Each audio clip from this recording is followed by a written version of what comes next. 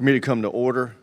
Before we start, I wanted to notice to every member that you'll find in your desk drawer, in addition to a seating chart of the members of the committee, a chart of all the staff on both sides of the aisle.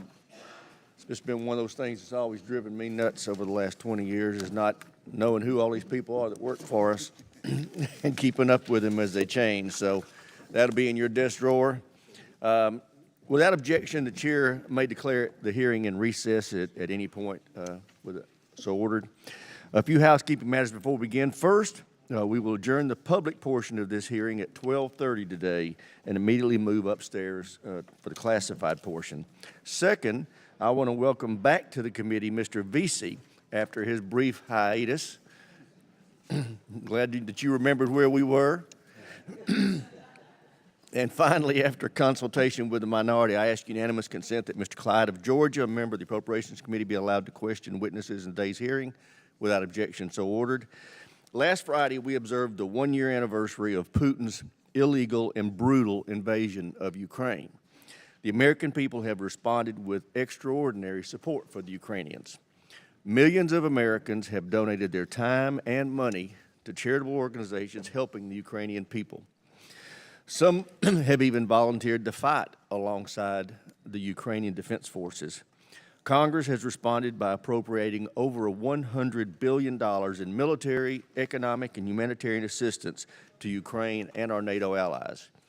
To date, the administration has distributed over $75 billion of that money, including $46 billion in security assistance. These are unprecedented numbers, and it requires an unprecedented level of oversight by this committee and by Congress. We're up to the task. Last year, Chairman Smith started monthly classified briefings with the administration officials that have continued into the new majority. Many of us have traveled to Ukraine and surrounding countries to witness firsthand the train and equip mission. We've made classified information on the situation in Ukraine available to all members, and our staff have constantly been constantly being briefed with the latest developments by the department. But today is the first time the committee of the House is holding an open public hearing on the matter.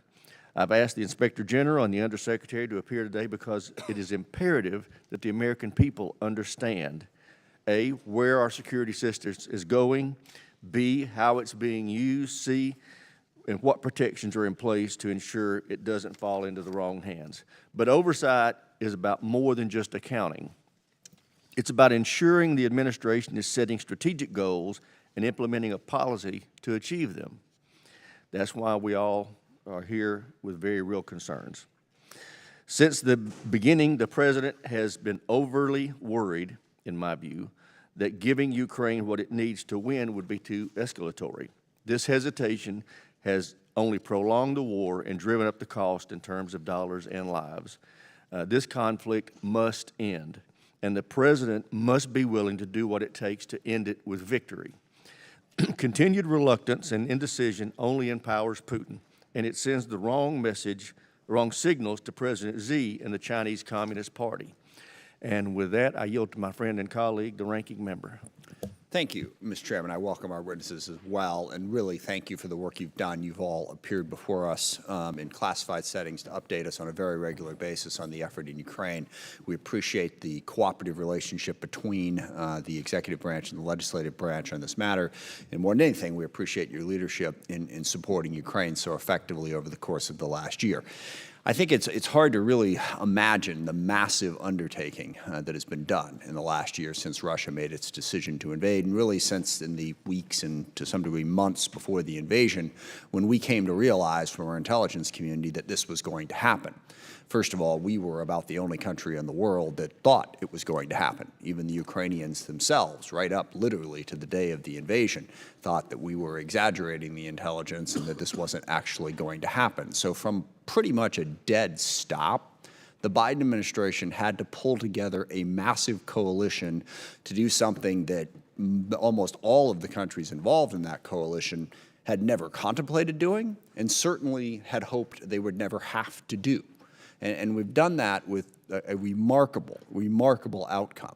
The way that coalition was pulled together and the forces that have been given and the weapons that have been given to Ukraine to enable them to be as successful as they have been, combined, of course, with their unbelievable courage and tenacity, is really a remarkable accomplishment. And I think we need to understand it in that perspective. Obviously, we would like Ukraine to win tomorrow, Russia to be completely pushed out. But I think we also have to be realistic about the challenge that we faced and how we've gone about meeting that challenge, and really how effective we've been in doing that. Now, the purpose of this hearing specifically is on oversight. I think we have had a lot of oversight on this effort from the very beginning. And that is part of the reason why the effort has been so successful. There are constant efforts to sort of spin stories, primarily coming from Russian propaganda, about corruption and weapon systems going where they're not supposed to be. But people who have looked at this, and I know the chairman has done this in great detail, have found that there is no instance of that happening.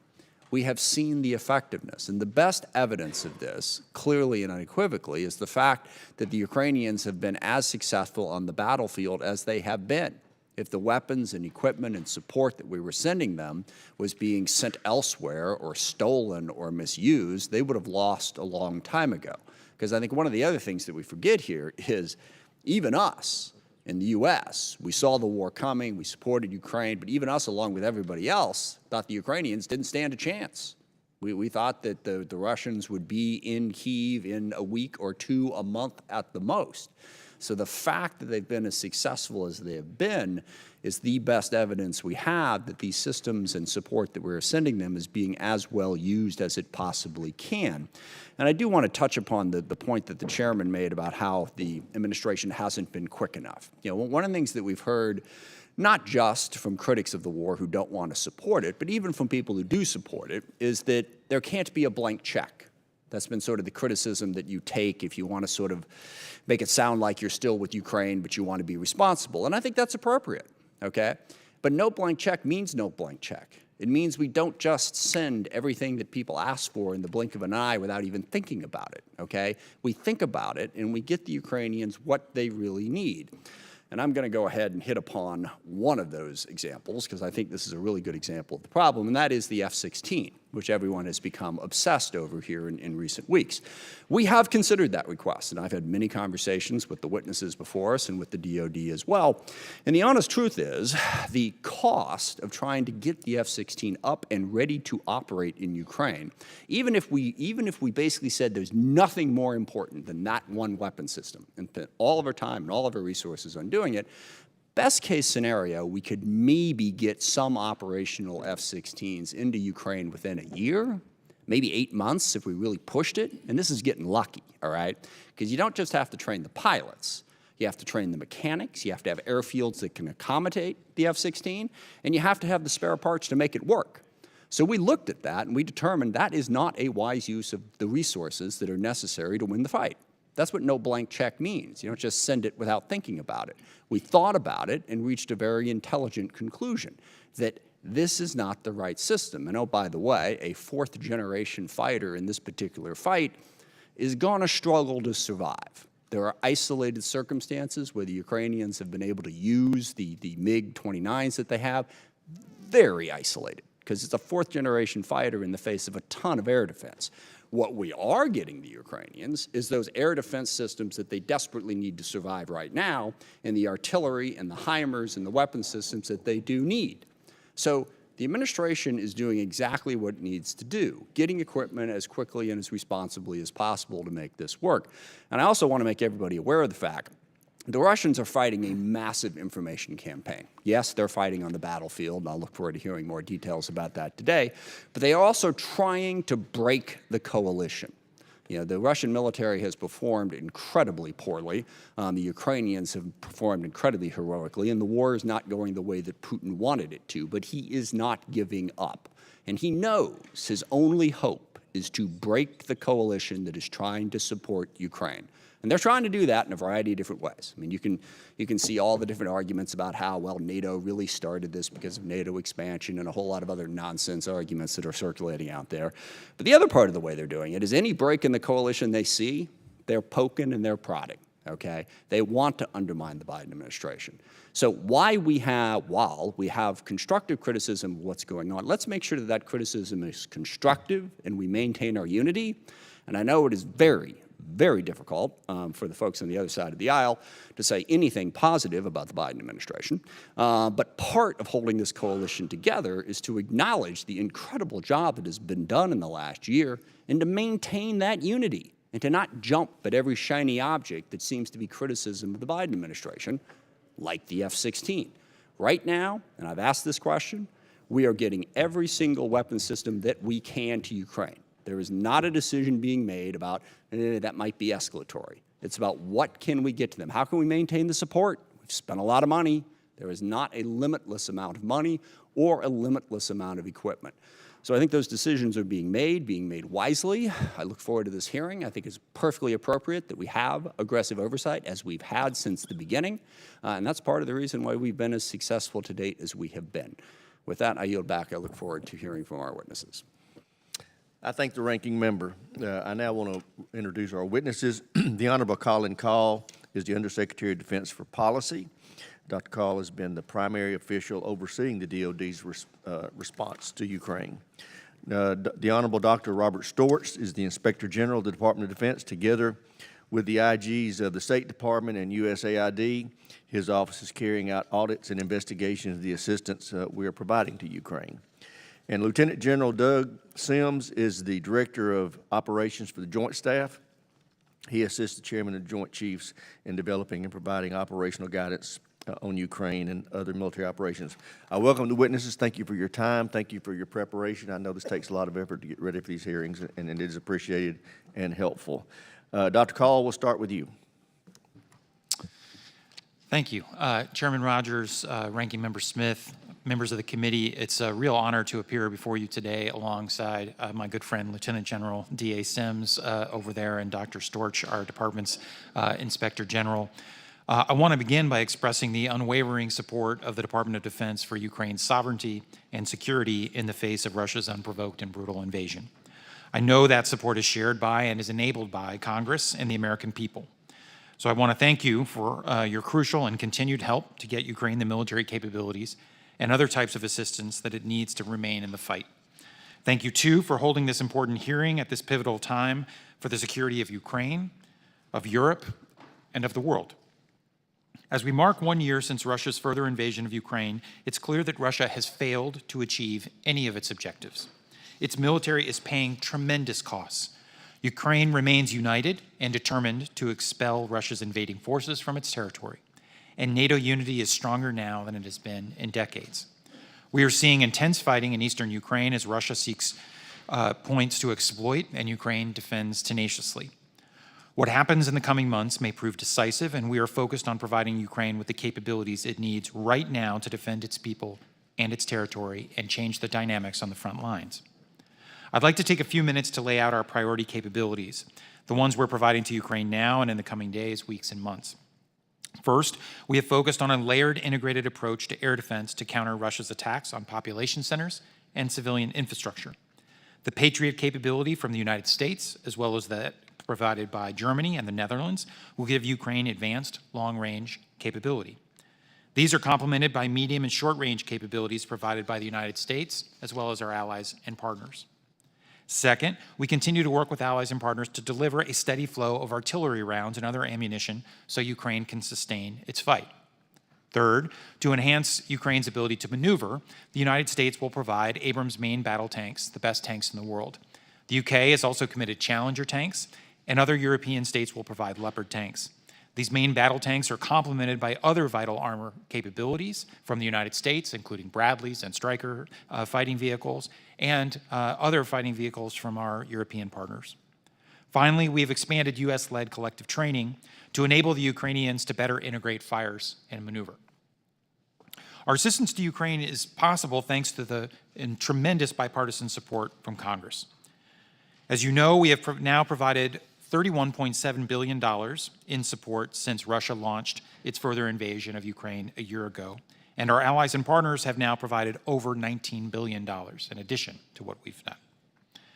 The Department of Defense appreciates the most recent additional Supplemental Appropriations Act, which provided presidential drawdown authority, funding for the military services to replace items sent to Ukraine, and funding for the Ukraine Security Assistance Initiative, or USAI. Even as we focus on getting Ukraine what it needs, we've always prioritized accountability, and Ukraine has too. We have adapted our accountability practices for the combat environment to address the risk of illicit diversion, using mechanisms that go above and beyond our standard practices. 1 year ago, Russia launched its brutal invasion to destroy Ukraine as a free and sovereign nation, threatening European security, transatlantic unity, and the security of the world. Today, an independent, sovereign, democratic Ukraine endures. The incredible people and the armed forces of Ukraine remain unbowed and unbroken, and NATO and the wider community of democracies around the world is stronger than ever. The stakes for our national security remain significant. We are determined to support Ukraine's fight against tyranny and oppression, and in doing so, to defend the American interests and values that are so clearly at stake. Thank you again for the opportunity to testify, and I look forward to your questions. Thank you, Dr. Call. I'd like to recognize General Sims now for 5 minutes to summarize his statement. Chairman Rogers, Ranking Member Smith, distinguished members, ladies and gentlemen, good morning. I appreciate today's opportunity to update you on the U.S. military efforts to help the Ukrainian people in their continued fight against the Russian invasion. Today marks the 369th day since Russian forces invaded and began their illegal and unprovoked large-scale invasion of Ukraine. As we meet today, the current situation between Ukraine and Russia is generally static, with both sides employing heavy amounts of artillery, resulting in minimal changes of territory and significant numbers of casualties. In our follow-on session, I'm prepared to discuss particulars of Ukrainian disposition, but generally, and as you've seen reported in open sources, the most active portion of the battlefield today is around the town of Bakhmut. As I have briefed before, over the past 2 months, the Russian army, with assistance of private military contractor Wagner Group, has fought savagely to defeat Ukraine's defenses.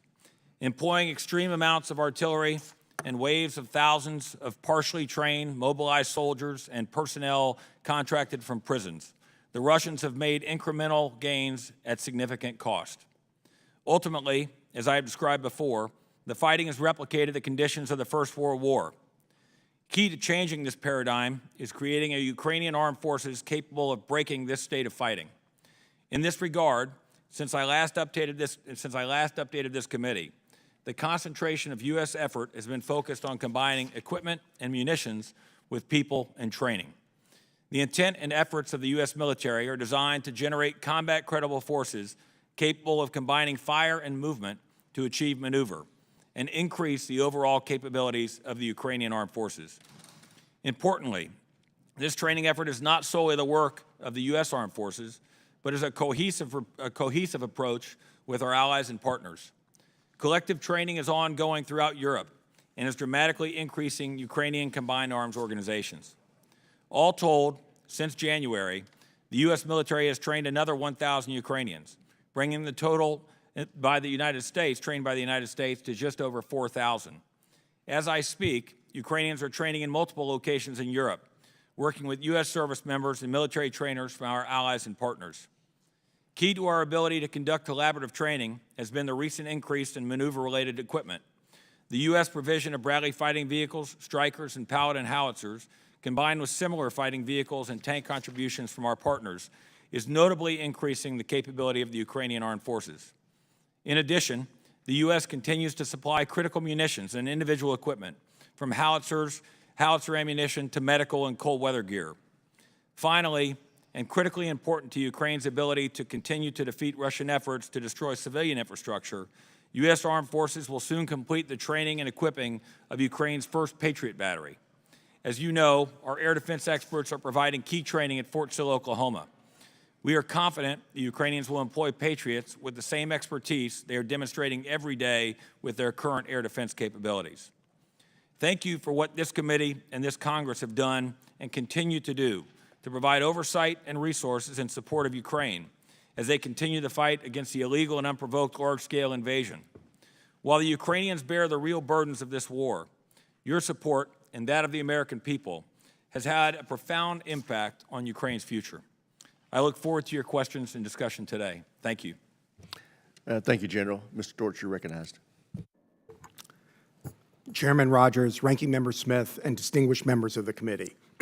Thank you for inviting me to appear today to discuss the Department of Defense Office of the Inspector General's comprehensive independent oversight of U.S. security assistance to Ukraine, as well as our active participation in a whole-of-government approach to ensuring robust oversight of the full range of American assistance.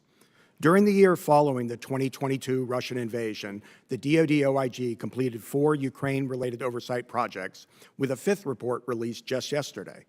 We currently have some 20 ongoing and planned audits and evaluations that are focused on, among other things, ensuring that tax dollars are used properly, that there's appropriate accountability for weapons and other material, and that U.S. stocks are appropriately replenished so they're available should they be needed elsewhere.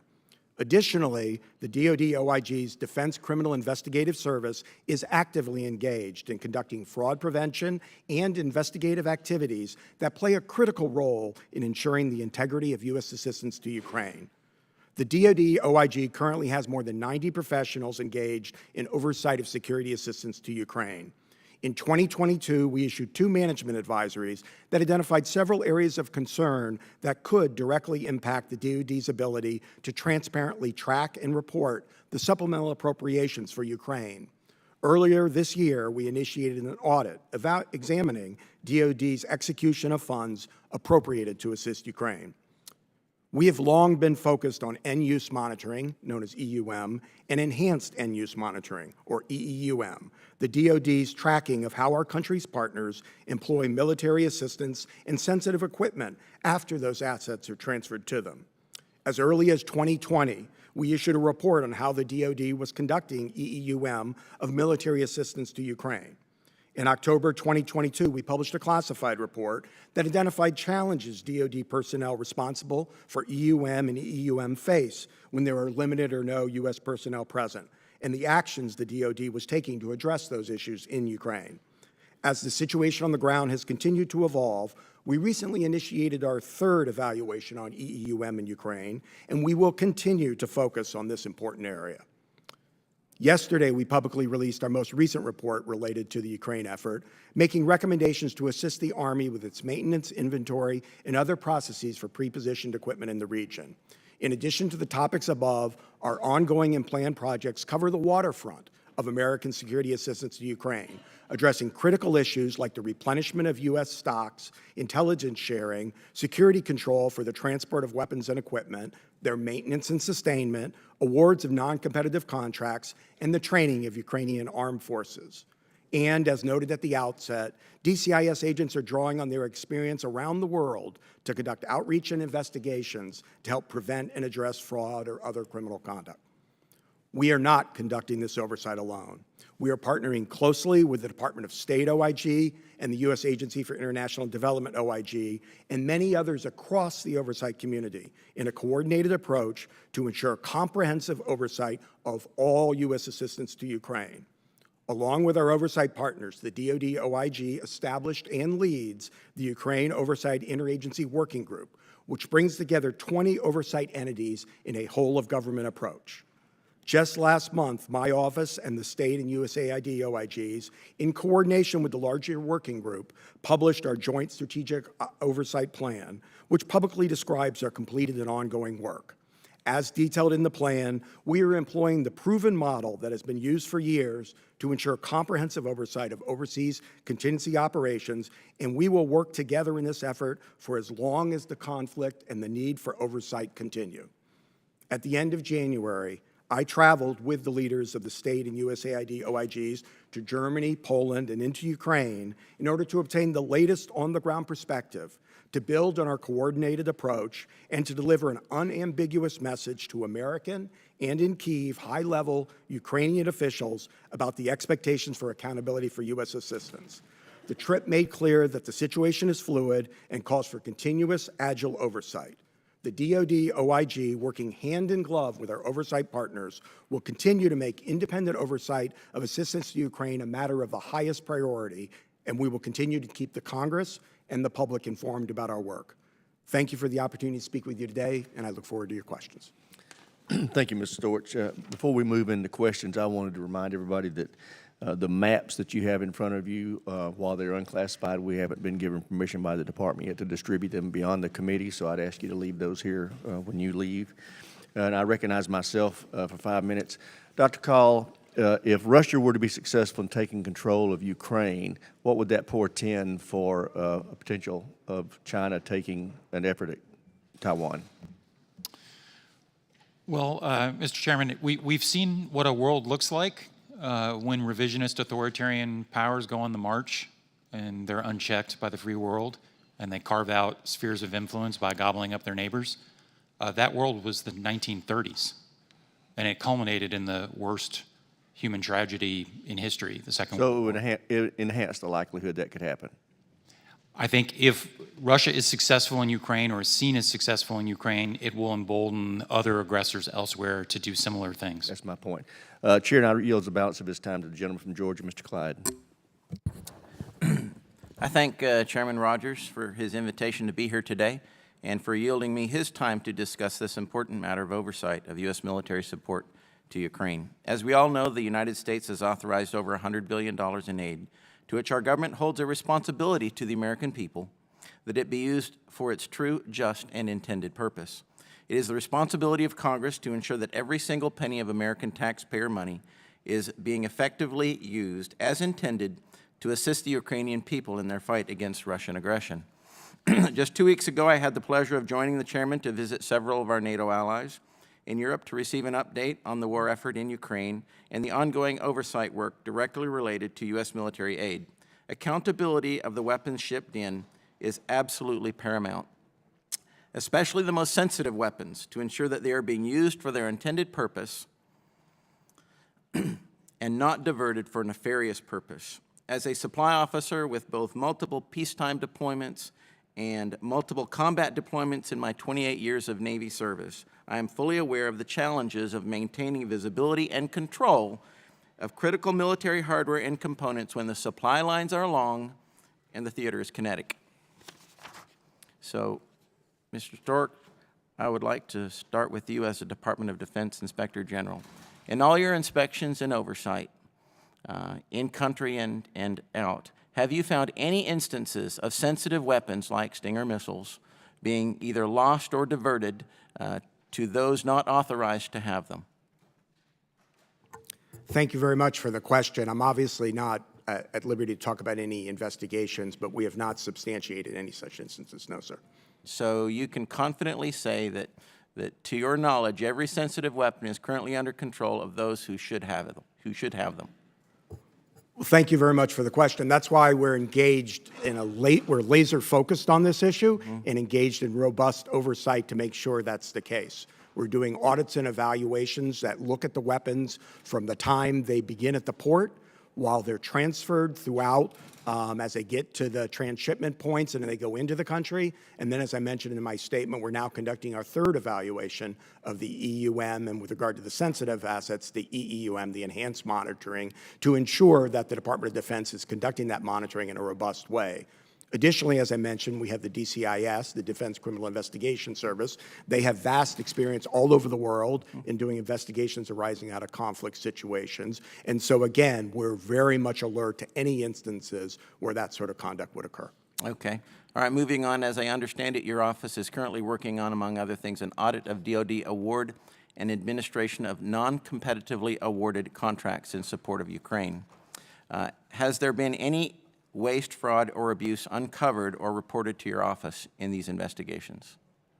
So I appreciate the question. I want to be careful and not get out ahead of my skis because Okay. the audit is ongoing. Okay. So we are looking at those issues in our audit, and we'll report out on what we find. But the purpose of the audit is to ensure that the DoD has the controls in place to make sure that doesn't happen. According to your testimony, you said that there were some posters, both in Ukrainian and English, the language, sent out about a particular hotline that people could call if they wanted to report something. So without compromising any identities, have any whistleblowers come forward with information using that particular method of reporting, to your knowledge? So thank you for referencing the hotline. It's something we worked closely on with our partners read from your state and testimony. USAID. And the goal is to provide an avenue for people to report what they think may be wrong. We have gotten all sorts of types of allegations over that, and we're continuing to look at them. Okay. Mr. Chairman, for the record, I would like to submit an article from USA Today, and it says, U.S. has spent billions in Ukraine war aid, but is that money landing in corrupt pockets? It was updated as of yesterday, February the 27th. Without objection, so ordered. Thank you. I think the gentleman's time has expired. Thank The you chair very much. now recognizes the ranking member. Thank you very much. Dr. Carl, I want to follow up a little bit on what Chairman Rogers was asking about in terms of the policy behind this. As the Undersecretary for Policy, you seem like the appropriate person to ask that question to. This policy is not without risk. I think we all know that. First of all, it is costing an enormous amount of money in terms of tens of billions of dollars. We are also acutely aware of the fact that we do not want to get into a direct conflict with Russia, and we don't want NATO to get into a direct conflict with Russia. But can you state for us clearly why you still believe this is the correct policy to support Ukraine in this war, what the implications are for our own national security? Because I think it's a legitimate question, the American taxpayer, why are we spending money? It seems like a long way away, and not to be overly crass about it, but a lot of constituents ask the question, what's all this got to do with me? I think the policy is sound, but I want to give you the opportunity to say, here's why this matters to U.S. national security. Well, thank you.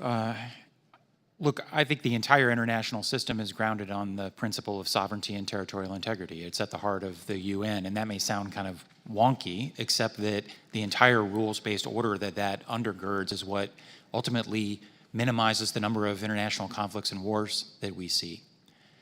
If countries like Russia are allowed to go on the march to swallow up their neighbors, if might makes right, if the strong do what they will and the weak suffer what they must, then the rule of law will be replaced with the rule of the jungle. and we will live in a very dangerous world. And I'll just give you one example. If you're sitting in Tehran or in Pyongyang or in Beijing, and you're contemplating aggression against a neighbor, and in all those circumstances, that's conceivable, you're going to ask yourself, what would be the reaction of the international community? And had the international community stood by, had the United States not exercised its leadership to rally not only the democracies in Europe and North America, but countries around the world to Ukraine's aid, the lesson that dictators in other countries would take is that aggression won't be punished, and that it pays. And that would make the world a much more dangerous place for Americans. I think it's very well stated. And I think one other argument to make in this is a lot of people who are concerned about this point to our policy in Iraq. And certainly there were a ton of mistakes made there. But the thing that a lot of people forget is on your point of sovereignty, what kicked that whole thing out was Saddam Hussein trying to take over Kuwait and then setting his eyes on Saudi Arabia. Now, how we handled that is highly debatable in terms of the long term, both what we did in '91, what we did in 2003, but the principle of sovereignty and the principle of exactly what you just stated, not allowing a country like Russia or China to think that they can simply grab territory by force, is core to our own security and to the security of the world long term. And as we speak, we are very aware of the Taiwan situation with China. But China, and I haven't added up the number of countries, but it's more than a half dozen, have sovereign territory now that China, to one degree or another, claims.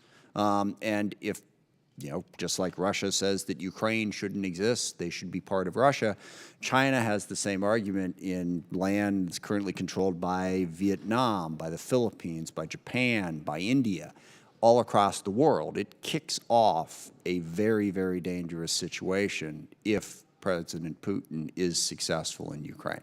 And I think we need to remember that, even while we are aware of the cost and while we're aware of the necessity of making sure that we check where this money is going, which, as Mr. Storch outlined, I think we're doing. But the policy itself is really crucial to peace and stability in the world and ultimately to our own national security in the United States. None of that makes it easy. We all want peace in Ukraine as quickly as possible. But right now, as has been stated clearly, that the path to peace in Ukraine is simple. Putin can stop his war and take his troops out of sovereign Ukraine, and that stops the war in the blink of an eye. But until that happens, we have to support Ukraine to force Putin to that choice. So I appreciate you articulating that, and I yield back. Thank the ranking member. Chair, and I recognize the gentleman from South Carolina, Mr. Wilson, for 5 minutes.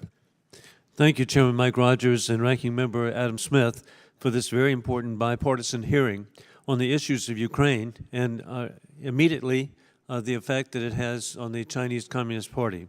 I want to thank the witnesses for being here today. I believe the world is in a global competition between democracies with rule of law opposed by authoritarians with rule of gun. Today's conflict is war criminal Putin's mass murder in Ukraine. This, I believe, if Ukraine must be victorious to deter the Chinese Communist Party from attacking the 24 million people of Taiwan, Ukraine must be victorious to stop Iran from its efforts to vaporize Israel as it develops intercontinental ballistic missiles to devastate American families. With that, Mr. Storch, there have been billions in U.S. weaponry and financial aid flowing to Ukraine and more coming to stop a war criminal Putin.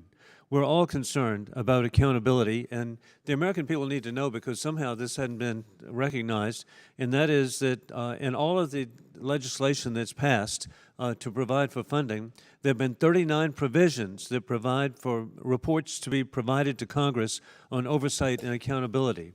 And with that, what is the DOD Inspector General's plan, and what are the broader coordination with the State Department IG, USAID IG, and other relevant IGs? What's the structure to protect the American taxpayer? Thank you very much for the question. We are actively engaged on an ongoing basis with the state OIG, the USAID OIG, and all of our partners in the working group in ensuring comprehensive oversight over all aspects of assistance to Ukraine.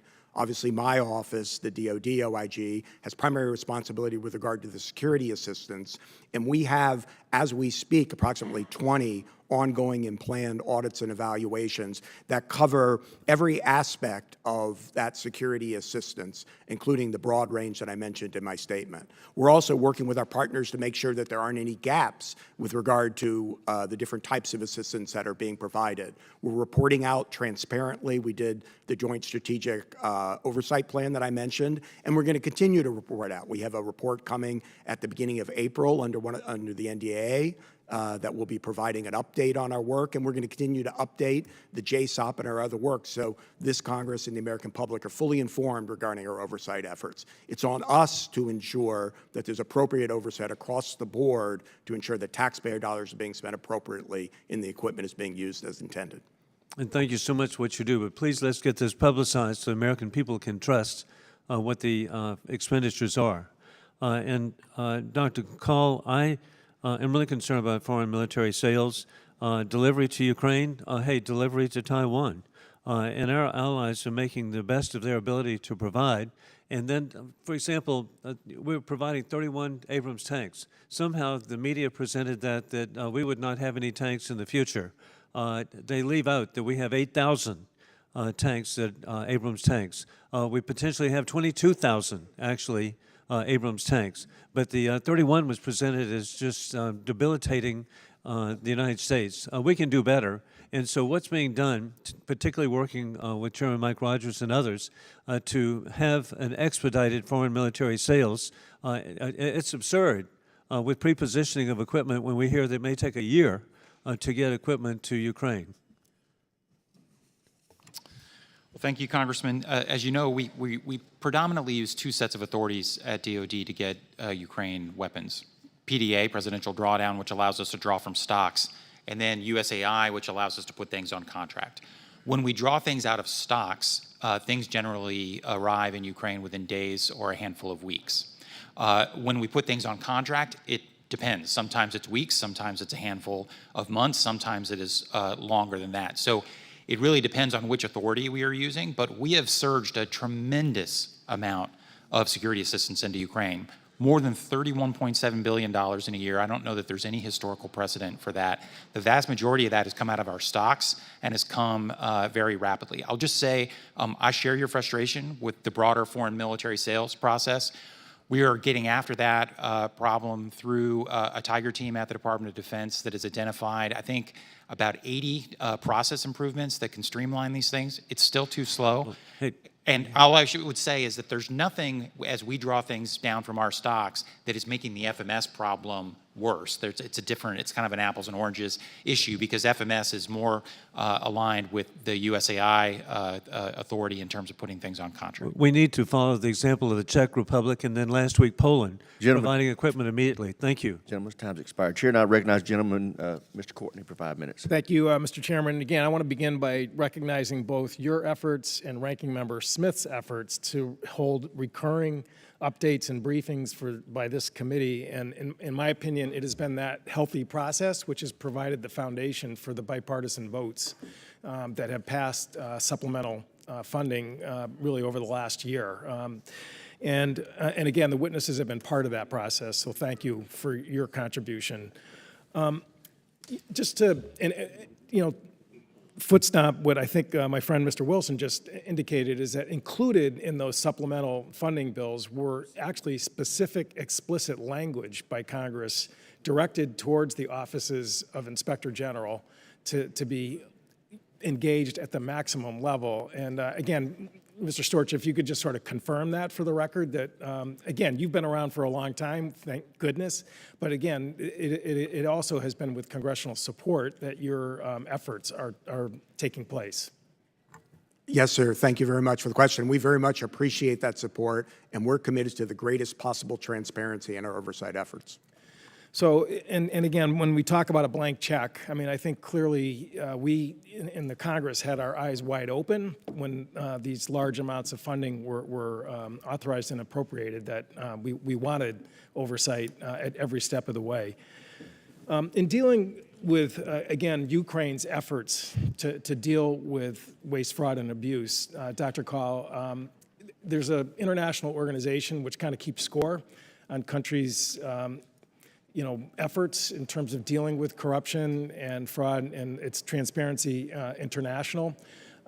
In the last year, at the same time that this unprecedented almost infusion of money has been flowing in, not just from the US, but also from the EU, Ukraine's position on Transparency International's ranking actually improved. It was one of the few countries in the world. It went up 6 places. And I wonder if you could just sort of, with that backdrop, talk about your perspective as far as the seriousness with which the Ukrainian government has approached this whole question of making sure that this help goes to the right place. Thank you. I've worked the Ukraine issue now for about 9 years, and in our engagements over that entire period, corruption was the #1 issue we raised with Ukrainian officials. And I think there have been improvements over time, especially in the defense sector, which is obviously most germane for DoD. I will just tell you, in our engagements with senior Ukrainian officials now, I was in Kyiv in January, the secretary talks to his counterpart about every other week. The importance of accountability, of transparency, and of combating corruption are always points of emphasis for us. But it's not just what our talking points say. We have to put our effort into it. We've provided the Ukrainians with ways to track the systems we provide, to include scanners and software. We've done, when it's safe, remote visits to sites. We don't see any evidence of diversion in our reporting. We think the Ukrainians are using properly what they've been given. But we'll continue to foot stomp the importance of accountability and transparency for all the reasons you mentioned. And looking again at President Zelensky's own efforts, I would say he courageously took steps to remove officials, some very close even to his office, and political supporters of his own, which shows, I think, tremendous commitment to not just talking about trying to address this problem, but actually taking action to remove people, which again, I think just sort of demonstrates, true commitment. I think, that should be also acknowledged in terms of the seriousness with which, he and his administration is pursuing this goal. And with that, Mr. Chairman, I'd like to, as long as we're entering newspaper articles, I'd like to ask that the piece in this morning's Washington Post, Zelensky takes on Ukraine's top internal enemy, be admitted to the record. Without objection, so ordered. And again, that walks through the whole question of how they've improved their score with Transparency International in the midst of dealing with an existential threat to their country. And with that, I yield back. Thank the gentleman from Connecticut. Chair now recognizes the gentleman from Colorado, Mr. Lamborn, for 5 minutes. Thank you, Mr. Chairman, and thank you for having this hearing, and thank you all for being here today. General Sims, I'd like to ask you the first question I have. Last week, Vladimir Putin announced the suspension of Russia's participation in the New START treaty. This followed an earlier declaration by the U.S. State Department that Russia was violating the New START treaty. So it appears that Russia has taken New START hostage and is using it to try to get us to stop funding Ukraine.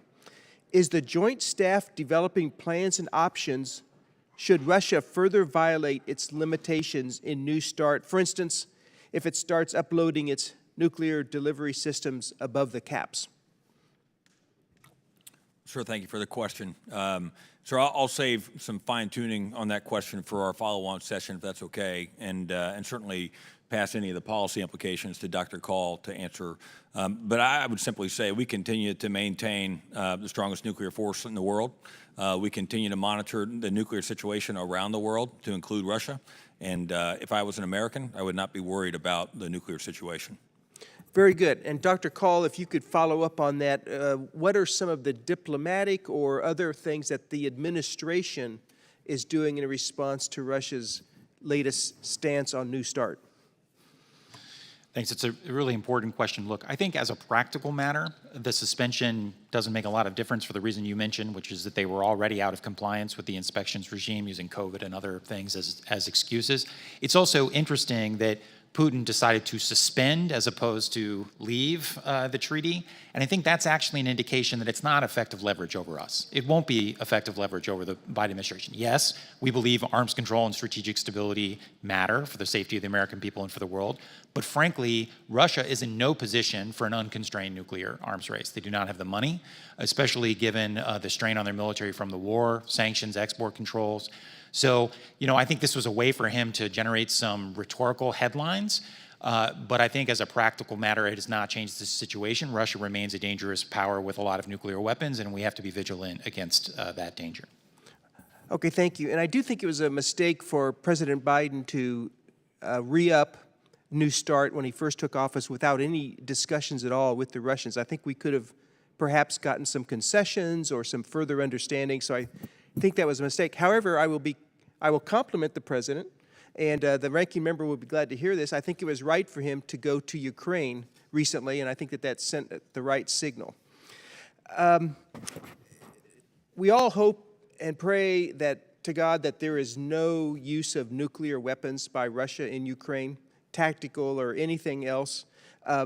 And we don't want to give away what our response would be should that happen, and a lot would depend on the specific circumstances, but what would be some of the consequences to Russia should that unthinkable thing happen?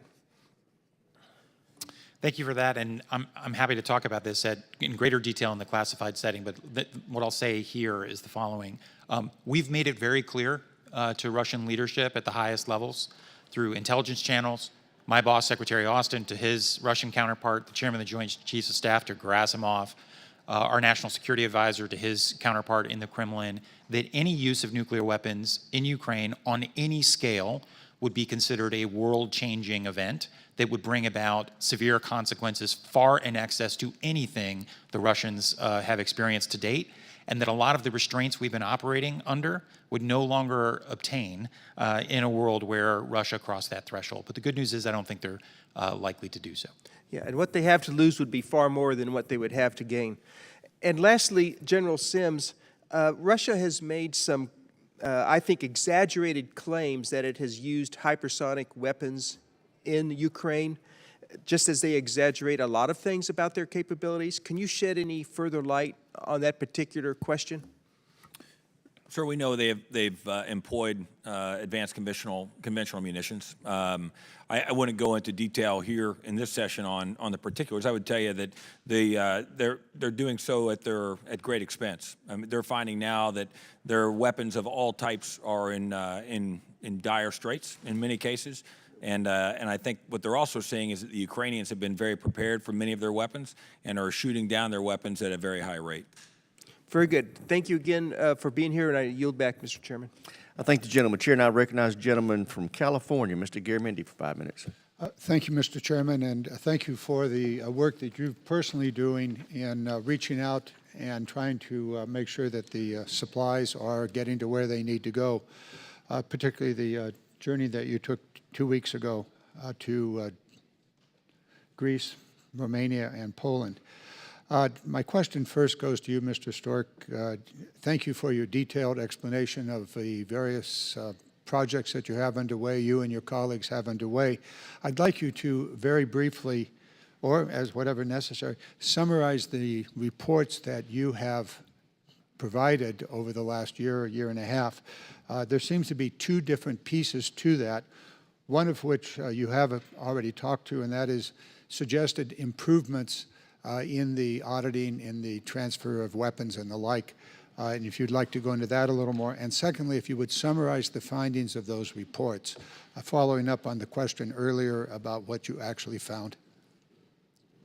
Yes, sir. Thank you very much for the question. As you say, the reports that we've issued to date over the past year since the 2022 invasion really have fallen largely into two categories.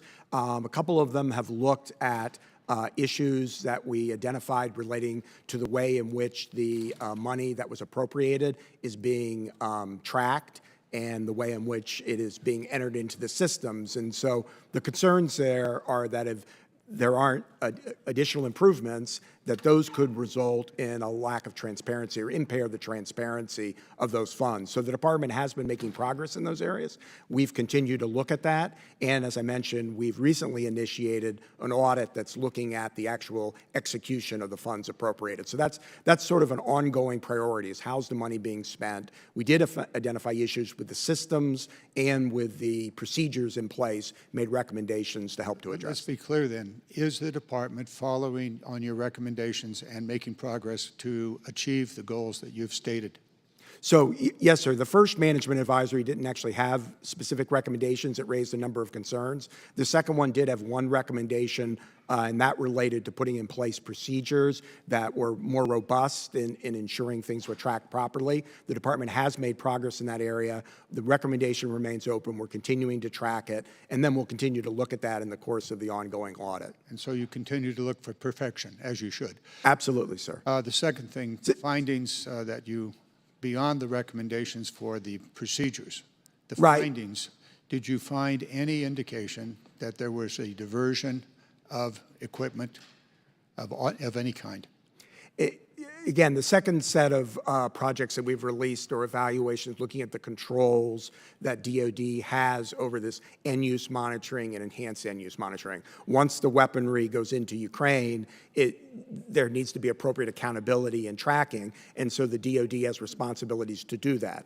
So in the first of those reports, we did make a number of findings and recommendations. Most of those have been addressed and the recs have been closed. There are a couple that are outstanding relating to night vision goggles and steps that are being taken. The department has made progress in those areas, and what we're going to do is we're going to look at the current state of that in connection with the newly announced EEUM evaluation that I mentioned. So there's been progress, and that's an ongoing process. Very good, and I would just comment quickly. I'm very pleased that you're setting up a very robust operation in Ukraine itself, that you're reestablishing within the embassy the various auditing groups necessary to carry it out. Is that the case?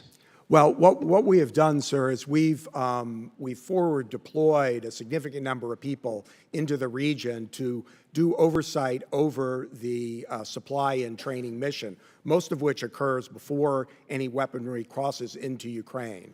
Then, using some of the same techniques, frankly, we used during, and not just my office, but across the IG community during the COVID pandemic, we're doing additional monitoring relating to the EUM and EEUM and getting information from the military personnel who are at the embassy regarding what's currently being done. If we need to go further and go in, we will, but at this point, we have it covered.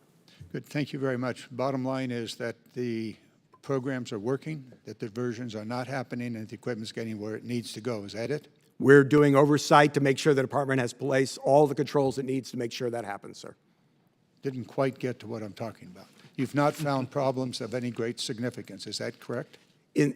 Right. Well, again, a lot of these audits and evaluations are pending, but with regard to the areas I've mentioned, we had limited findings. The department has been addressing them, and we're going to continue to look at the issues. So, yes, that's correct. Thank you.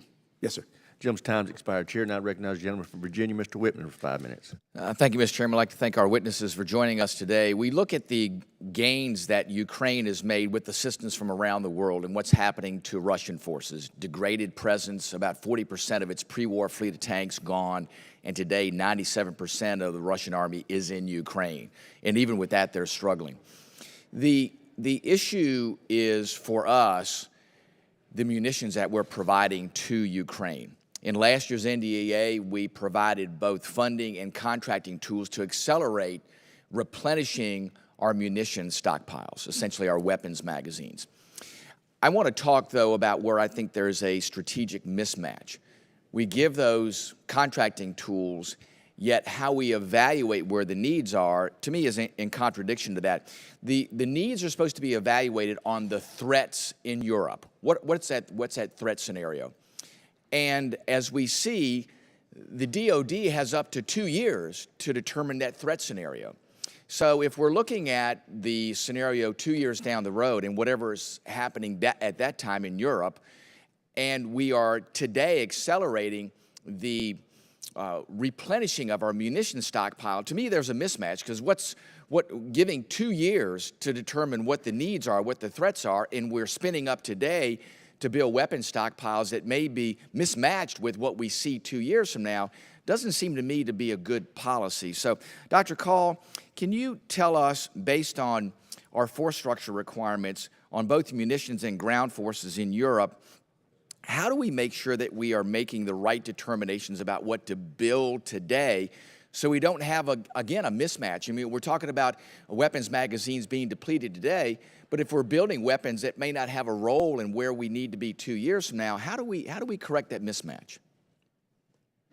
Yes, thank you. It's a very important question. So obviously, we've made significant investments because of the money that Congress has generously given us and the authorities to spend it over longer periods of time to recapitalize our munitions. That means increasing production, but it also means addressing supply chain bottlenecks and creating a longer-term demand so that industry is actually responsive. I think what the Ukraine conflict showed is that, frankly, our defense industrial base was not at the level that we needed it to be to generate munitions.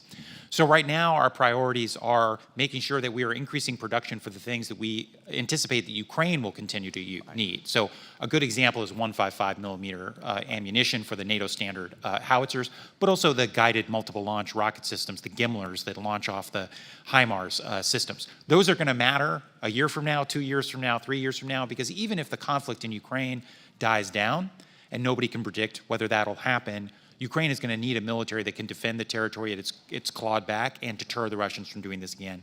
The other investments we're doing, of course, are to replenish our own stocks.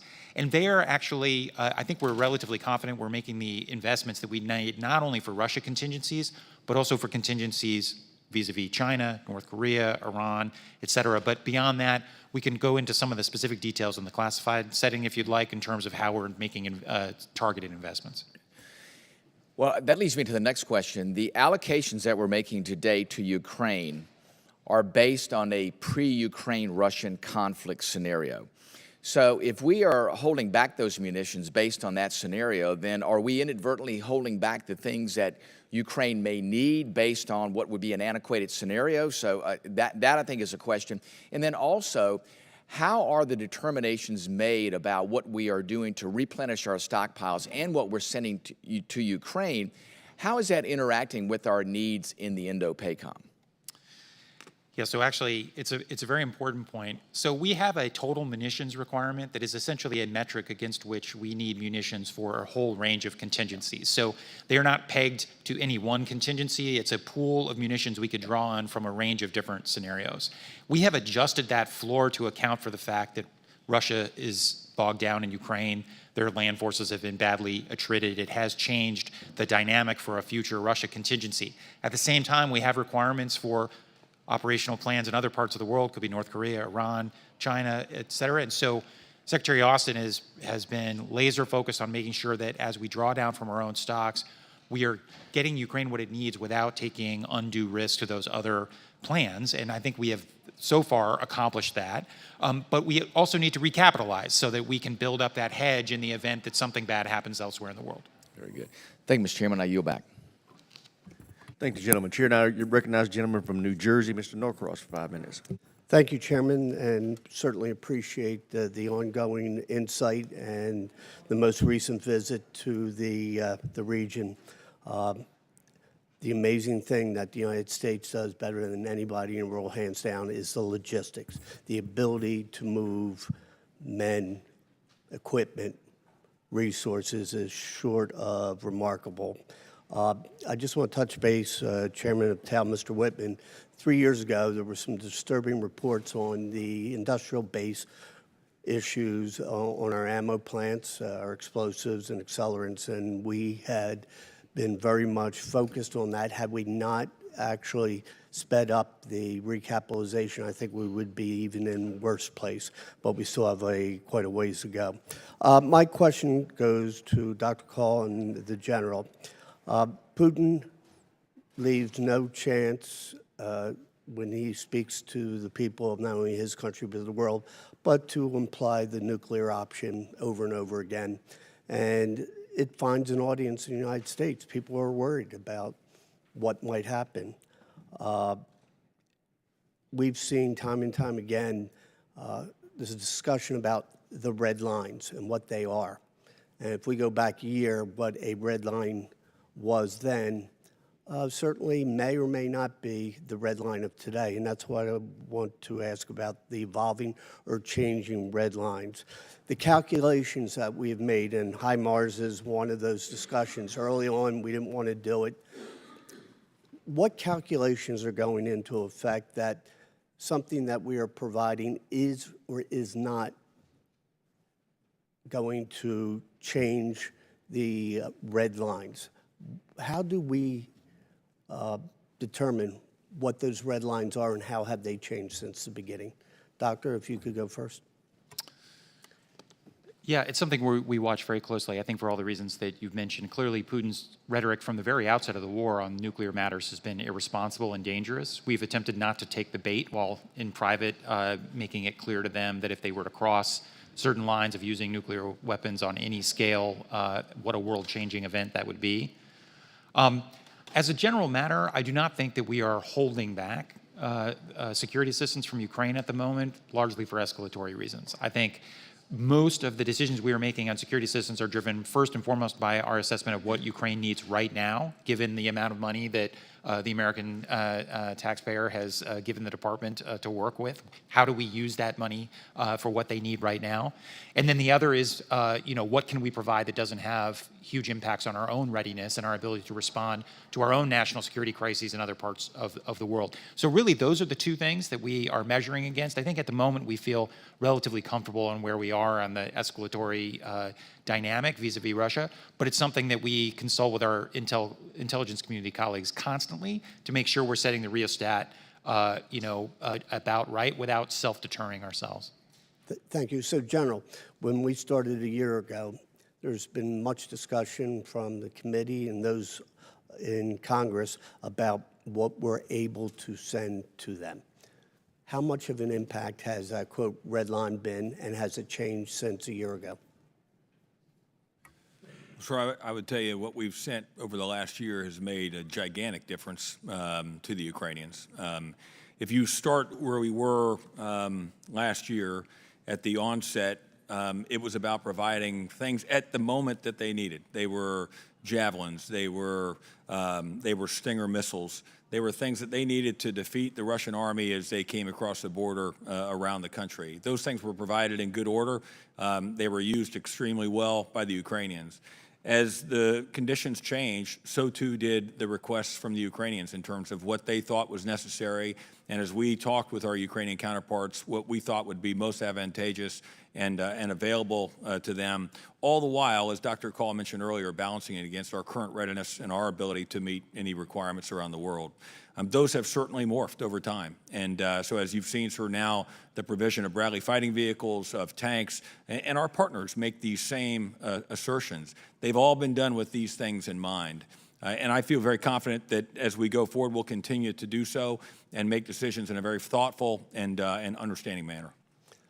Exactly my point, that we are not holding back because of these red lines or nuclear threats. These are actual determinations made by what's best for the Ukrainians and their use at any time. With that, I yield back. Thanks. Thank the gentleman. Chair, and I recognize the gentleman from Tennessee, Dr. Desjardins. Thank you, Mr. Chairman. Appreciate the panel being here for this timely hearing on the oversight of U.S. military support to Ukraine. Mr. Storch, can you tell us roughly how much money has been given total to the Ukrainian war effort since we began last year? Well, it depends a little bit how you count it, but I believe it's over $113 billion approximately. How much is that for lethal aid or what we'd consider standard military equipment? I'm afraid I don't have that number at my fingertips. So not a breakdown, roughly 60-40, 20-80 in terms of what's going to the government, what's going to military aid? There's security assistance, there's economic assistance, there's humanitarian assistance. The numbers are in the JSOP, but it's approximately, I think, a little over 60% of it is the military assistance. Okay, and I ask this question because whether our constituencies back home are for or against this war, they don't have the benefit of the hearings that we have, the classified briefings that we have, and so we want to know that we can tell the taxpayers that our money is being spent wisely. And this hearing today is coming on the heels of a CIGAR report released this week titled "Why the Afghan security forces collapsed, in which the Special Inspector General reports, among other things, that rampant corruption gradually eroded the capabilities of the Afghan national defense and security forces, as well as the legitimacy of the Afghan government. So we need to make sure we don't make those same mistakes in Ukraine. And a month ago, John Kirby claimed from the administration that he has not seen any signs so far that our budgetary assistance has fallen prey to any kind of corruption. Would you agree with that statement? So on the issue of corruption, one of the reasons we do all these reviews is to ensure the integrity of the systems in place and that controls are there so to help to prevent it from corruption. And then, as I mentioned, we have DCIS that's there to investigate any allegations that might arise. With regard to the Afghanistan report, I'd just say I'm aware that's been issued. Our folks are looking at that. But it's obviously a very different situation in Ukraine, very different mission. In Ukraine, there aren't large numbers of troops on the ground. It's not building the military from the ground up. It's primarily a train and supply mission, something our office is very well equipped to oversee. Right. And the Inspector General went on to say in his report that the United States played into the hands of political leaders and contributed to their corruption by spending money faster than it can be accounted for. So I think when we say we've spent roughly $100 billion, we ought to break that down and have a clear message from DOD, and we've had hearings where we've suggested that to keep the public on board. I understand what the strategy is and what the benefit is, but we want to make sure the people back home get this. And it didn't help. Last year, for example, in a briefing, unnamed senior official said that there was about 100 kamikaze Switchblade drones provided to Ukraine, that they couldn't tell where they were, who was using them, and didn't know if they'd ever know exactly where they come from or where they would be used at. And so those type of statements aren't helpful. But I think that you'd mentioned earlier that we have a proven model, and maybe you can elaborate and make us feel a little bit better that this proven model that you're referencing has worked somewhere else, and that we're accounting for the equipment that we're sending.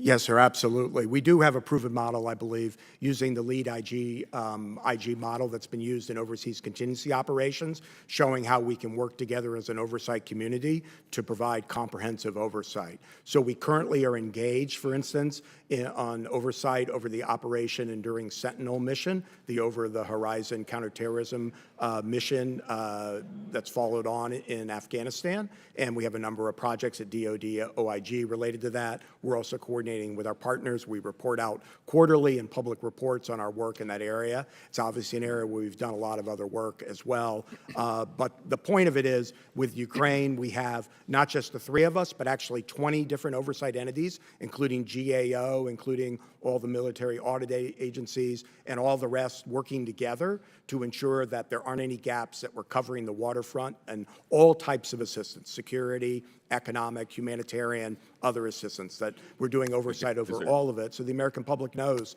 that the taxpayer dollars are being spent. Is there a specific example, like loss reports is due within a specific time, say 30 days, or a condition that they give us 100% accuracy on inventory, or is there anything in place that would make more clarity? Because it seems like we all say that this is accounted for, but yet there's a lot of disparity when we ask for specific examples of how we know this equipment's accounted for.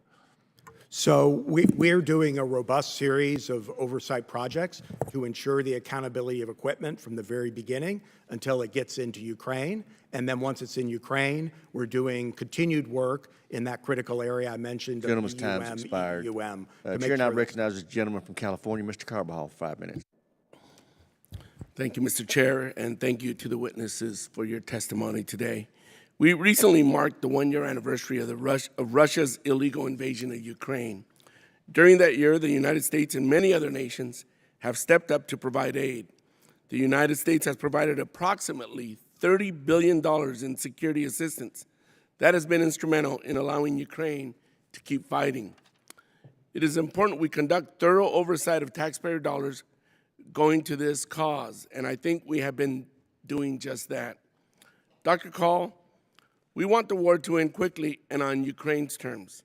You stated in your testimony that our goal is to put Ukraine in the strongest possible position for future negotiations. Within the 5-year near-term focus areas, how is the department working with industry to maximize production in support of Ukraine and in backfilling our defense stocks that have been leveraged to date? Thank you for that. So DoD is working with industry to increase production of certain capabilities to continue meeting the needs of Ukrainian forces while ensuring that the United States is ready to defend itself and our allies and partners, and this is that balancing act. And DoD has identified over $2 billion of industrial base investments to increase and/or accelerate production of things like Javelin, Stinger, HIMARS, these guided multiple launch rocket systems, 155 millimeter artillery shells, and Patriot missiles. And we're also trying to make the best use of the multi-year authorities that Congress has given to us to make sure that we're getting after the munitions challenges more broadly. Thank you. Dr. Call, while we hope for a quick end to this conflict, we must plan, obviously, for the long term. How do the 5 focus areas evolve over time, and what long efforts can we start planning for deployment in the long term to ensure that Ukraine has what it needs for continued defense against Russia? That doesn't seem like it is going to go away. Well, you know, as the president has said, we're in it for as long as it takes. You know, Putin's theory of success is that he can outlast everybody, outlast the Ukrainians, outlast the United States, outlast NATO and the rest of the world. We're going to prove that that's just the latest of a string of miscalculations by Putin. I think, as Lieutenant General Sims noted, what we have prioritized has adjusted across the course of the war. So in the initial period of the war, when it was essential for Ukraine to win the Battle of Kyiv and to use systems they could get right now, right away, we emphasized anti-armor systems like Javelin, man-portable air defense systems, loitering munitions, drones, Soviet legacy ammunition, artillery, and air defense systems. As the conflict shifted to the east, we focused on NATO standard artillery systems and also providing them HIMARS and the GIMLRs. This winter, we've focused on more advanced air defense systems, so think NASAMS, Patriot, but also armored and mechanized systems to help them change the dynamic going into the spring and summer. And so we will continue that process as we move forward, as Ukraine's needs change. And I do think it is incumbent upon all of us to think about what Ukraine needs over the medium term to make sure they can defend whatever territory they claw back from the Russians and deter the Russians from going at it again when and if there's a halting to the fighting or a peace settlement, or even if there isn't. And so the department is focused on constantly iterating on that analysis. Do you think we're succeeding to that end? I think we are. Look, I think that if we're all honest with ourselves about where we thought things would be a year ago when Russia launched this invasion, I think it was a pretty dire, pessimistic assessment. And while I don't know how the war is going to end, I think we already know one conclusion for sure, which is that Russia has lost. Russia has lost. They intended to take over all of Ukraine. That didn't happen. It's not going to happen. They intended to divide NATO. NATO is stronger. They intended for Russia to emerge out of this war a great power in a multipolar world. They will emerge from this conflict a shattered military power. And so, again, I don't know exactly where the final lines will be drawn when this conflict comes to a close, but I know our policy has been successful in keeping a sovereign, democratic, independent Ukraine alive and ensuring that Vladimir Putin suffers a loss. Thank you, Dr. Call. Mr. Chairman, I yield back. I thank the gentleman. Chair, and I recognize the gentleman from Florida, Mr. Gates, for 5 minutes. Mr. Storch, you're our watchdog. Ukraine has a corruption problem, right? There's a long history of issues with corruption in Ukraine. Infrastructure minister arrested for stealing $400,000. Deputy head of Zelensky's office can't explain where the sports cars came from, so he had to resign. Deputy defense minister resigned over contracting corruption, but the defense ministry put out a statement that his resignation was a worthy deed. And the wife of a former Ukrainian politician was found with $22 million in cash crossing the border into Hungary last year. Seems as though a lot of the zeal for enforcement of the anti-corruption efforts seems to align with the Republican control of the House of Representatives in our country. Maybe that's a coincidence. But let's get to this end-use monitoring you testified to. The Arms Control Act of 1996 requires end-use monitoring for certain defense articles that are sold or leased, right? Correct. And there's no feature of anything we've passed that exempts what we've given to Ukraine from those requirements in the Arms Control Act, right? Not exempts. There are different provisions as to how that plays out in different circumstances. That is controlling law, controlling policy. And here's the upshot. As you testify here today, you cannot testify truthfully under oath that the DoD has complied with the policy and law regarding end-use monitoring during all times of this conflict. Isn't that right? So I want to be careful here when I respond to you, Congressman, to make sure that I'm clear.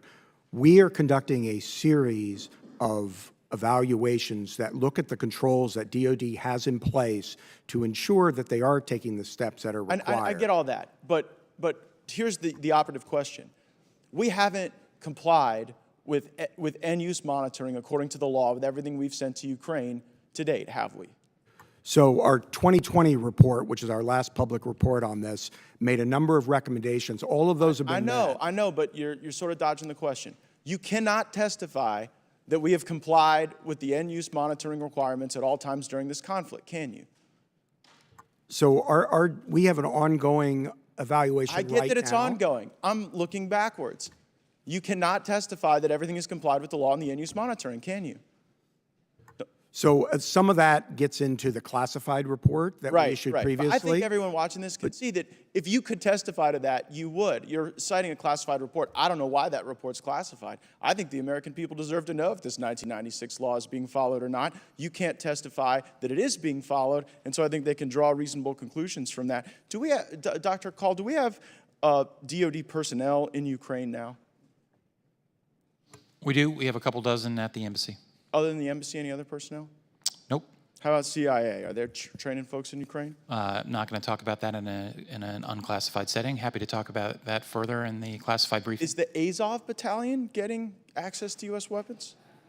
Not that I'm aware of, but if you have information, I seek happy to unanimous share it. consent to enter into the record the Global Times investigative report that that talks about training. It's from the Atlantic Council's Digital Forensics Research Lab, citing that the Azov Battalion was even getting stuff as far back as 2018. Without objection, so ordered. Any reason to disagree with that assessment, Dr. Is this Paul? I'm sorry, is this the Global Times from China?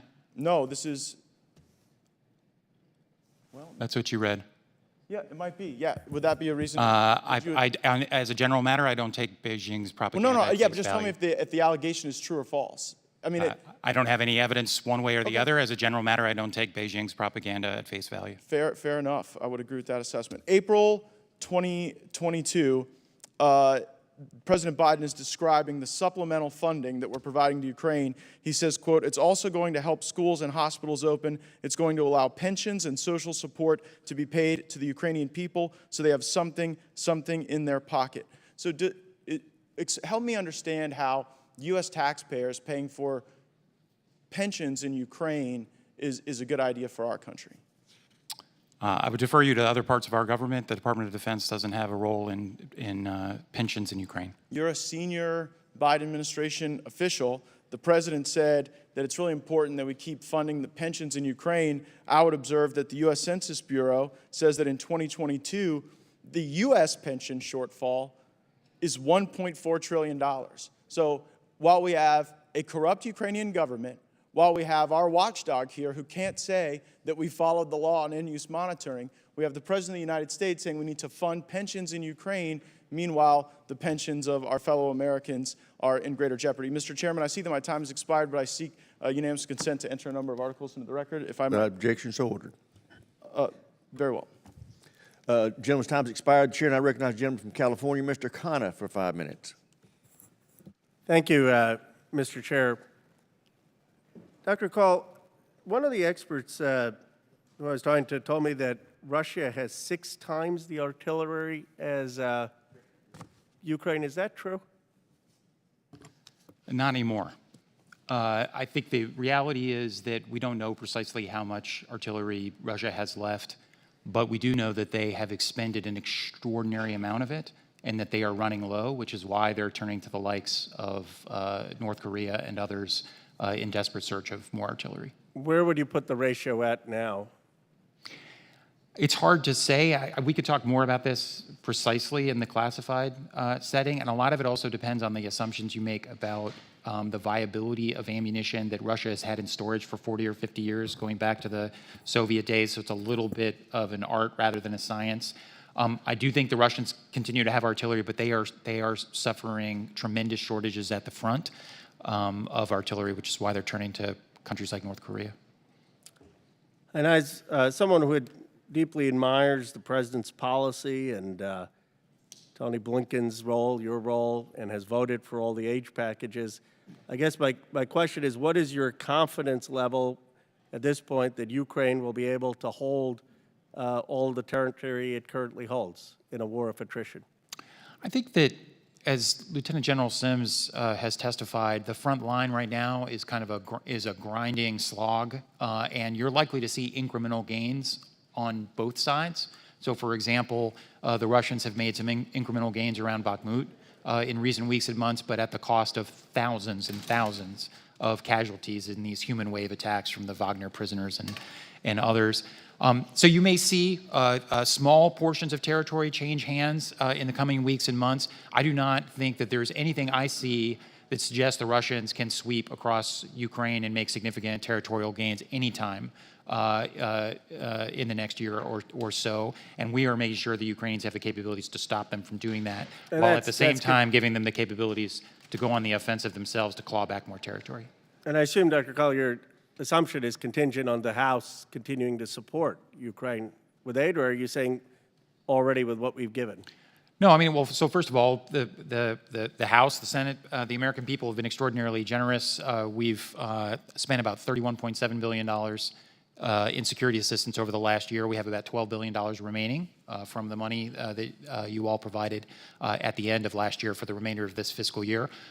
It is true that Ukraine continues to depend on assistance from the United States and our allies and partners, and that will be true for some period of time. So yes, if the world walked away from Ukraine, then the balance would tip in Russia's favor, but there is no reason to believe. And how many more rounds of aid do you expect? And I say this as someone who supported him and wants to continue to support him, but just in terms of the American public, how many more times do you think Congress needs to provide aid? You know, it's difficult, and it's difficult because we don't know the course and trajectory of the conflict. The conflict could end 6 months from now. It could end 2 years from now or 3 years from now. I think the president has said that the United States will continue to support Ukraine for as long as it takes. I think we've had a good conversation today about why that's in the vital national interest of the United States. So I would hope that Congress would continue to be supportive.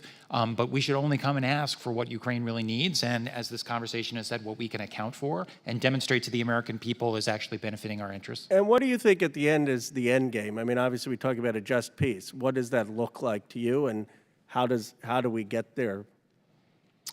Well, of course, Ukraine has detailed its principles for a just peace. We just had more than 140 countries in the UN General Assembly essentially ratify their approach.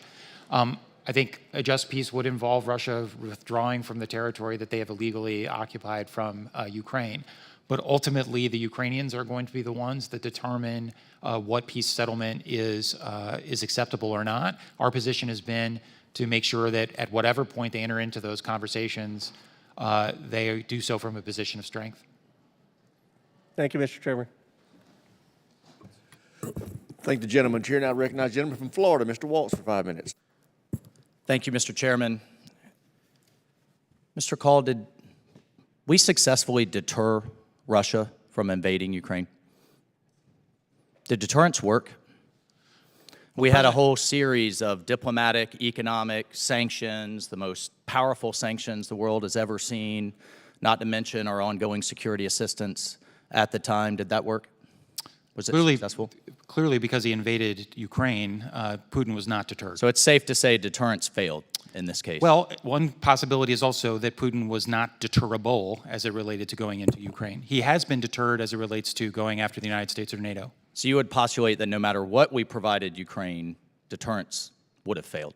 I actually think our intelligence community is split on this view. Their assessment was that almost no amount of weapons prior to the conflict could have deterred Putin from going into Ukraine. Well, I asked this in the sense that I was in Ukraine the month before.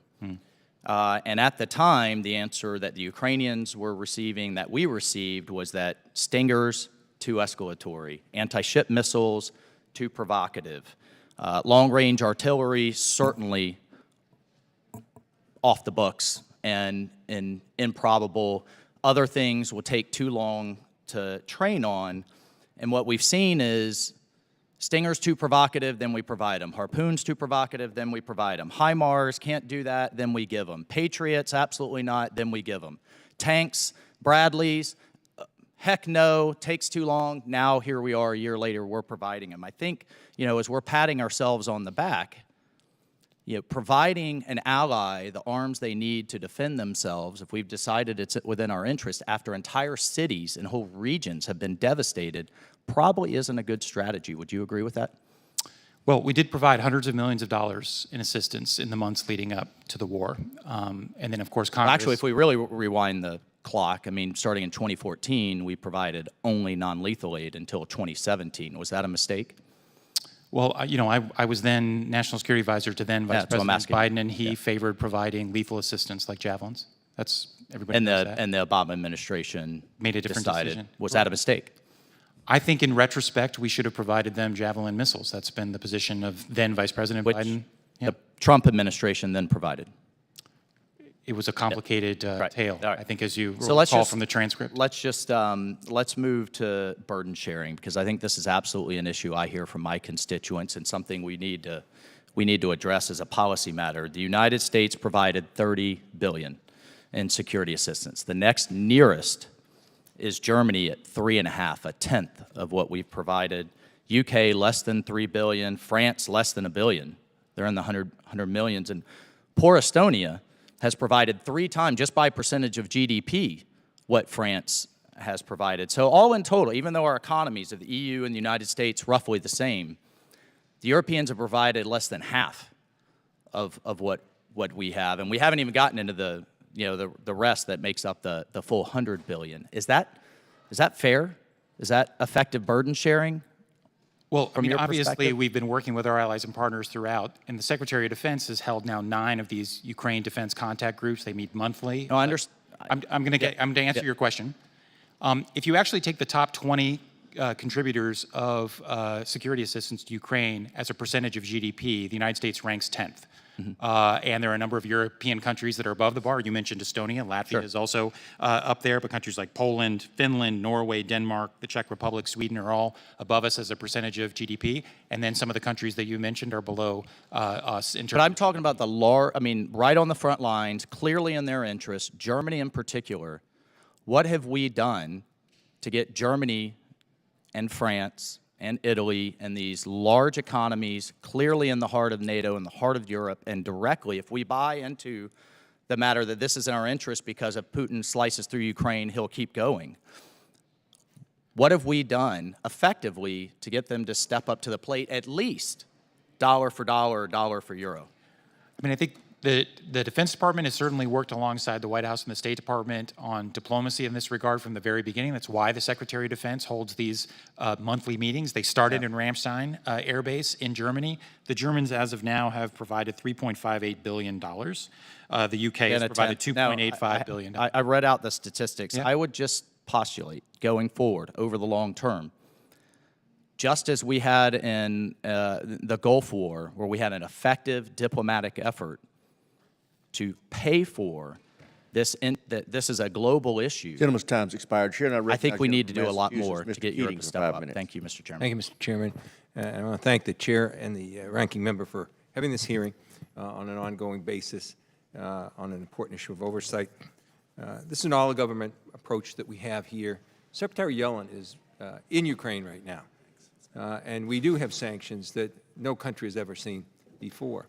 In terms of your area, particularly Mr. Storch, or for anyone that's here, some of those new sanctions, how helpful will they be in terms of the people that are trying to skirt those existing sanctions and get around them, and how helpful will they be in the overall effort?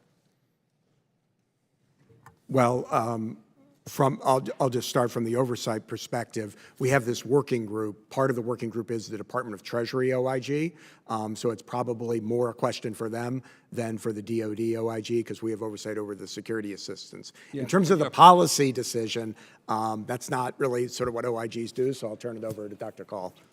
I'll just say, I think obviously the sanctions have put a dent in the Russian economy. We'll continue to magnify that. I think from a DoD perspective, the bigger constraint on the Russians is more likely to be the export controls, which are making it very difficult for Russia to recapitalize the military that has been shattered in Ukraine.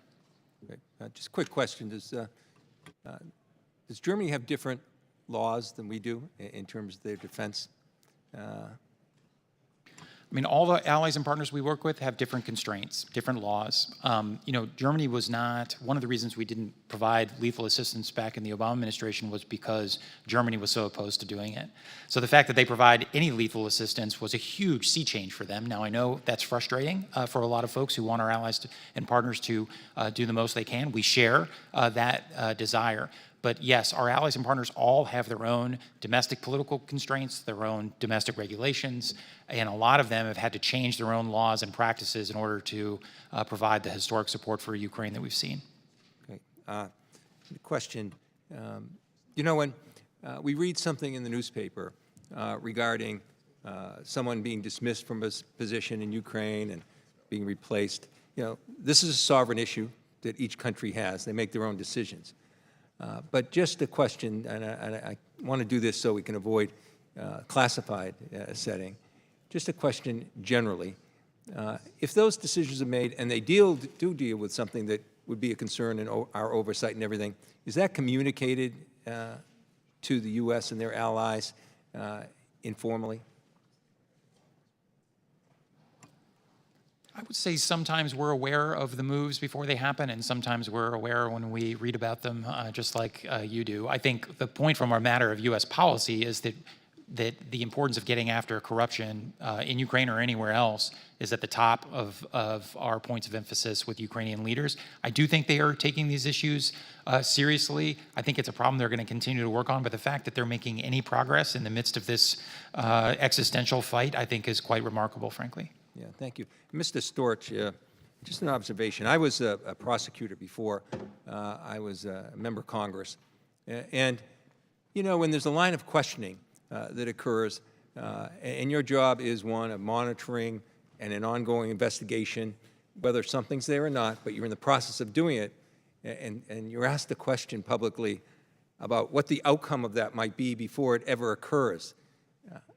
That must put you in a very difficult position to answer a question, and it might give the perception you're not answering the question when indeed you're not able to answer the question if you're doing your job properly. You want to comment on sometimes on the difficulty of that line of questioning when it's posed in a public setting like it is here? I appreciate very much the observation, and that's exactly right, obviously. You know, our job in the IG community is to do independent oversight.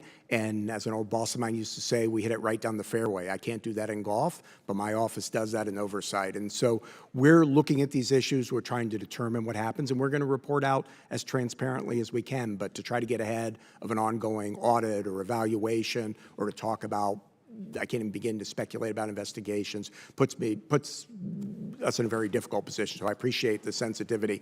If I can on corruption, I'd just add, when I was over in Kyiv, that was one of the things we really emphasized, both myself and my counterparts from the other two OIGs, and we met with everybody up to the Prime Minister and down the Minister of Defense and others, the importance of ensuring that corruption was being addressed and that we're being transparent about it. They all said they understood that. Now, obviously, as a career prosecutor at an IG, you know, we're in the trust but verify business, but certainly they indicated that they understand that issue. And finally, I just add that sort of in one of life's coincidences, I actually previously worked in Ukraine as a resident legal advisor for the Department of Justice, working on anti-corruption issues. So I hope that perspective helps my office as we look at what's going on here. I yield back.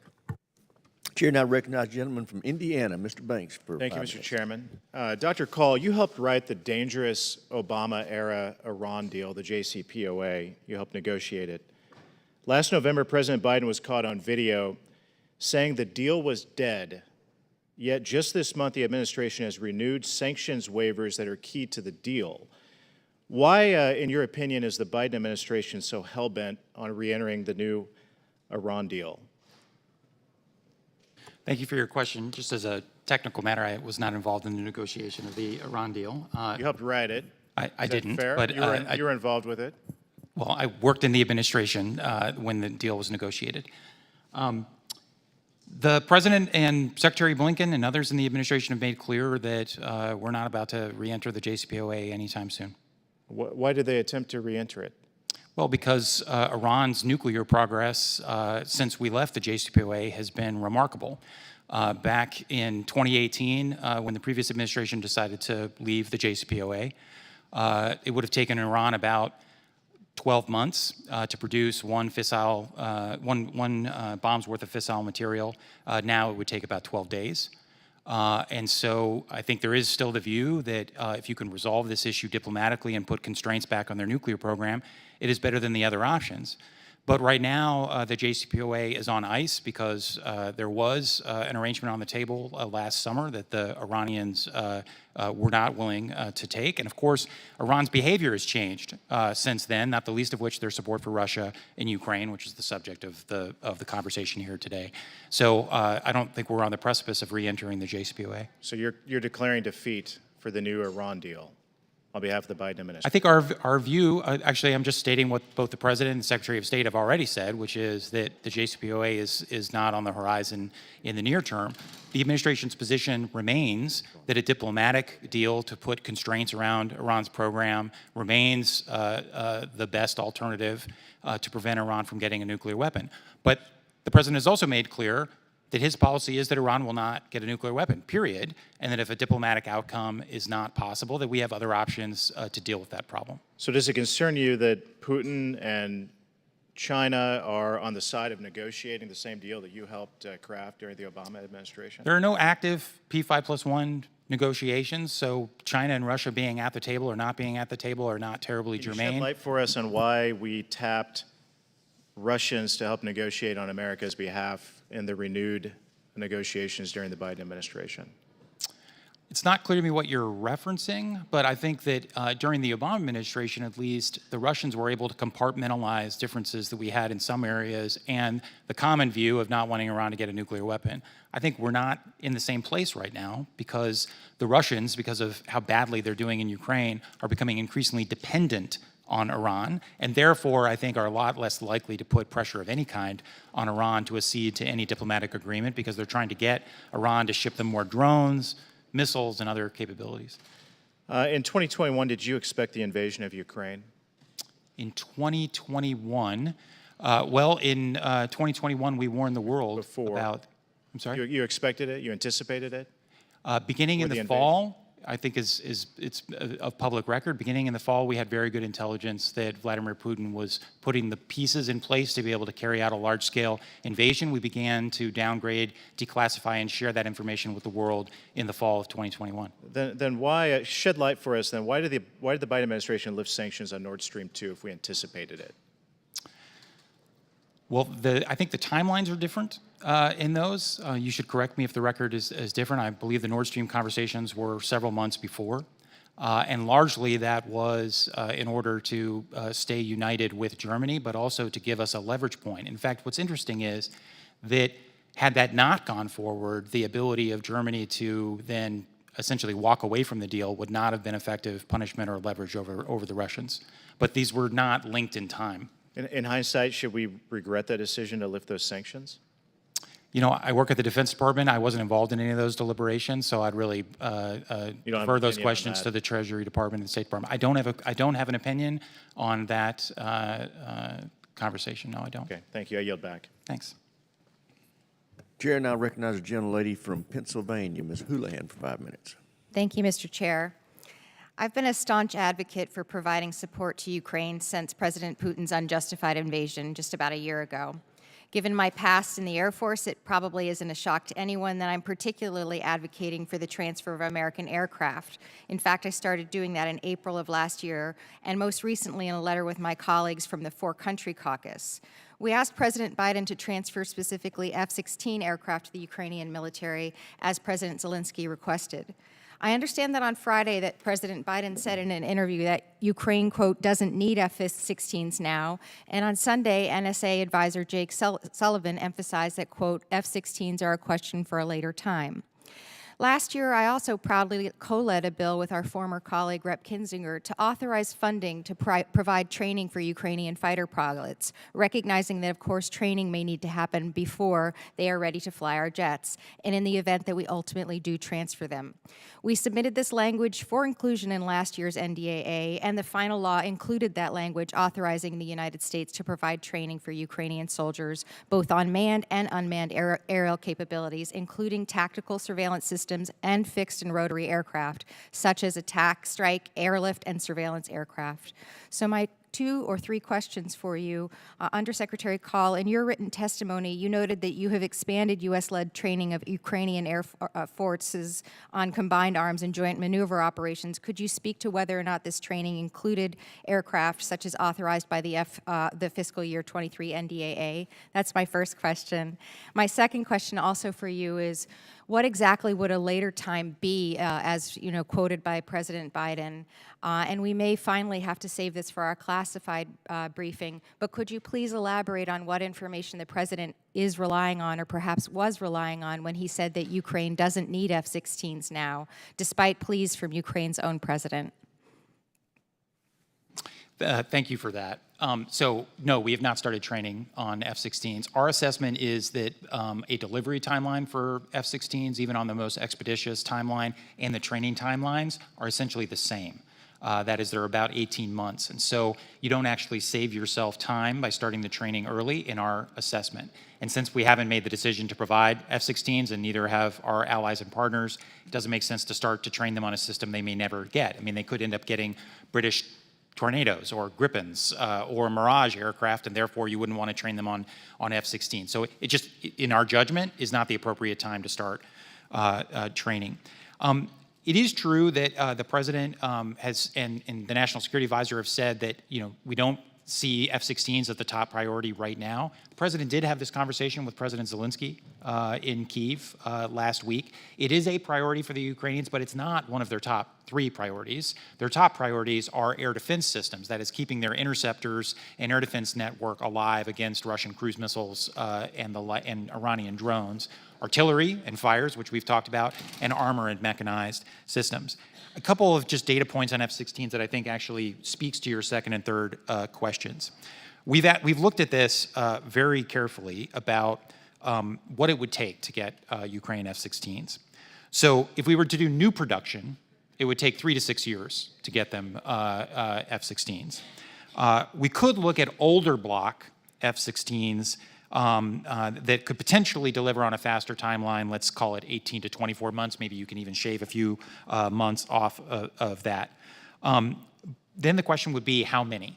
The Ukrainians have at times asked us for as many as 128 fourth-generation aircraft, a mix of F-15s, F-18s, and F-16s. Our Air Force estimates that over the long term, Ukraine would probably need 50 to 80 F-16s to replace their existing Air Force. If you did that with new F-16s, so say Block 70, 72s, that would cost $10 or $11 billion.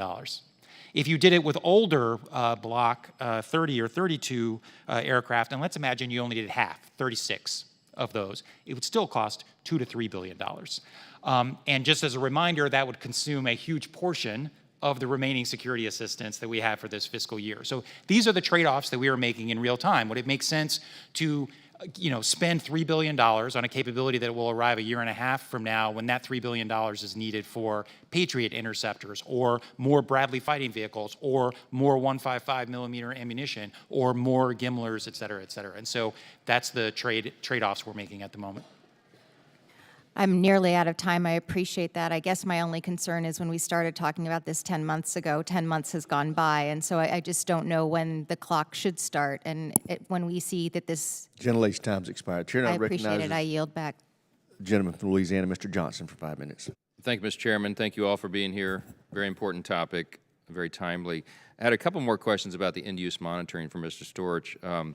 Your office published a report in October stating that the Department of Defense was unable to provide in-use monitoring in accordance with DoD policy because of the limited U.S. presence in Ukraine. So the report identified the challenges that the DoD personnel who are responsible for conducting in-use monitoring and enhanced in-use monitoring face when there is no U.S. personnel present, or at least limited presence there. Have we learned any lessons or discovered any best practices to improve that in-use monitoring in Ukraine despite the lack of people there on the ground? So to be clear, the report that was issued in October 2022 was a classified report, so happy to talk more in detail about that during the later session. I believe it's accurate to say that what the report did is it acknowledged the challenges that are faced in those circumstances, such as they were in Ukraine, and the steps that were being taken at the time to try to address those. And as I say, happy to talk more. The reason we initiated the current evaluation, and the reason I didn't want to get ahead of what we're finding, is that as the situation changes and conditions on the ground evolve, we want to go back, and we are going back and looking at what's going on now, what steps have been taken to try to address those challenges and where they are and how things move forward. And frankly, Congressman, given the importance of the issue, I think that's something we're going to be looking at as long as this goes on, right? And so that's where we are. And I think we agree we have to do that. We owe it to all involved. And I know that there are classified portions, there probably are unclassified things that you could discuss, but does the department have any concerns about the self-reporting that is coming out of Ukraine? So, specifically, Ukraine, we all know Ukraine has a documented history of corruption and government waste in the past. I know a lot of that has been being alleviated, but what gives you confidence that the Ukrainians are being entirely forthcoming and transparent with us when it comes to what we've seen so far? So, at some level, that's why we do these audits and reviews, right? So we want to look at the evidence and then be able to assess independently where things are. As I mentioned, I went to Kyiv. We met with the Prime Minister. We met with the Minister of Defense. They told us they understood the importance of addressing corruption. When we were out there, actually, coincidentally, a number of corruption cases had been announced. They very strongly pointed out those did not involve U.S. security assistance or U.S. assistance generally. But having said that, they were corruption cases, and the point they were making is they were trying to address them. So, as I say, I've got a long history. I've been going out to Ukraine and working out there on behalf of the United States government for more than 15 years, and in the anti-corruption area. And so, I hear what they're saying, and then we're in the trust but verify business. And the way we do that on this issue is by doing these evaluations that look at what's actually going on. Because again, there's sometimes a misunderstanding. We at the DoD OIG, we don't go out and count the missiles, right? We don't do the monitoring. It's up to the DoD to meet the requirements of the law and the policies that implement it regarding monitoring, and then we do oversight to make sure that's happening, that it's happening in accordance with the law and it's happening appropriately, and we make recommendations to help the DoD to improve that. So that's the process we're engaged in now, and as I say, I think we're going to continue to be engaged in. There's just some inherent challenges, as we're acknowledging, when we don't have DoD personnel there. So we want to ensure, of course, that sensitive weapons end up where they're supposed to be. Do you think that we need U.S. inspectors on the ground to do that? Or, we're trust but verify. What are the details of that, I guess? I'm sorry, do you mean from my office or DoD personnel? Well, U.S. inspectors. I can talk to that a little. Okay. I can talk to that a little bit. So first of all, we're not just taking the Ukrainians' words for it. They provide us information on their inventories, their transfer logs. We have provided them handheld scanners. That data gets transmitted directly back to us so that we can keep custody. We have shared NATO standard inventory and logistics software, which we also have access to that data. And then, of course, we do have a presence at the embassy. We have an Office of Defense Cooperation, and they have done 6 different site visits out from Kyiv. These are day trips. It's a dangerous place, and we don't have outposts across the country. And they have seen no signs of diversion or that the Ukrainians are not following procedures. So, look, this is an active combat zone, and it's not like Iraq and Afghanistan where we have thousands of soldiers all over the country.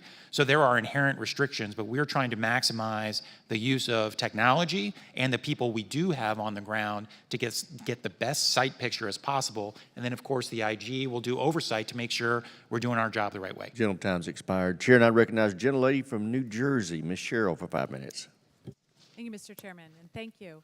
I recently met with many of our NATO allies and members of the Ukrainian parliament, and 2 things really became clear. One is that U.S. leadership has been effective We have overseen a lot of the support for Ukraine, and our allies appreciate that, as well as our intelligence sharing. I don't think your microphone's on. Yeah, you might want to borrow Miss Escobar's or Miss Lotkins. Steal Miss Slotkins. There you go. Thank you.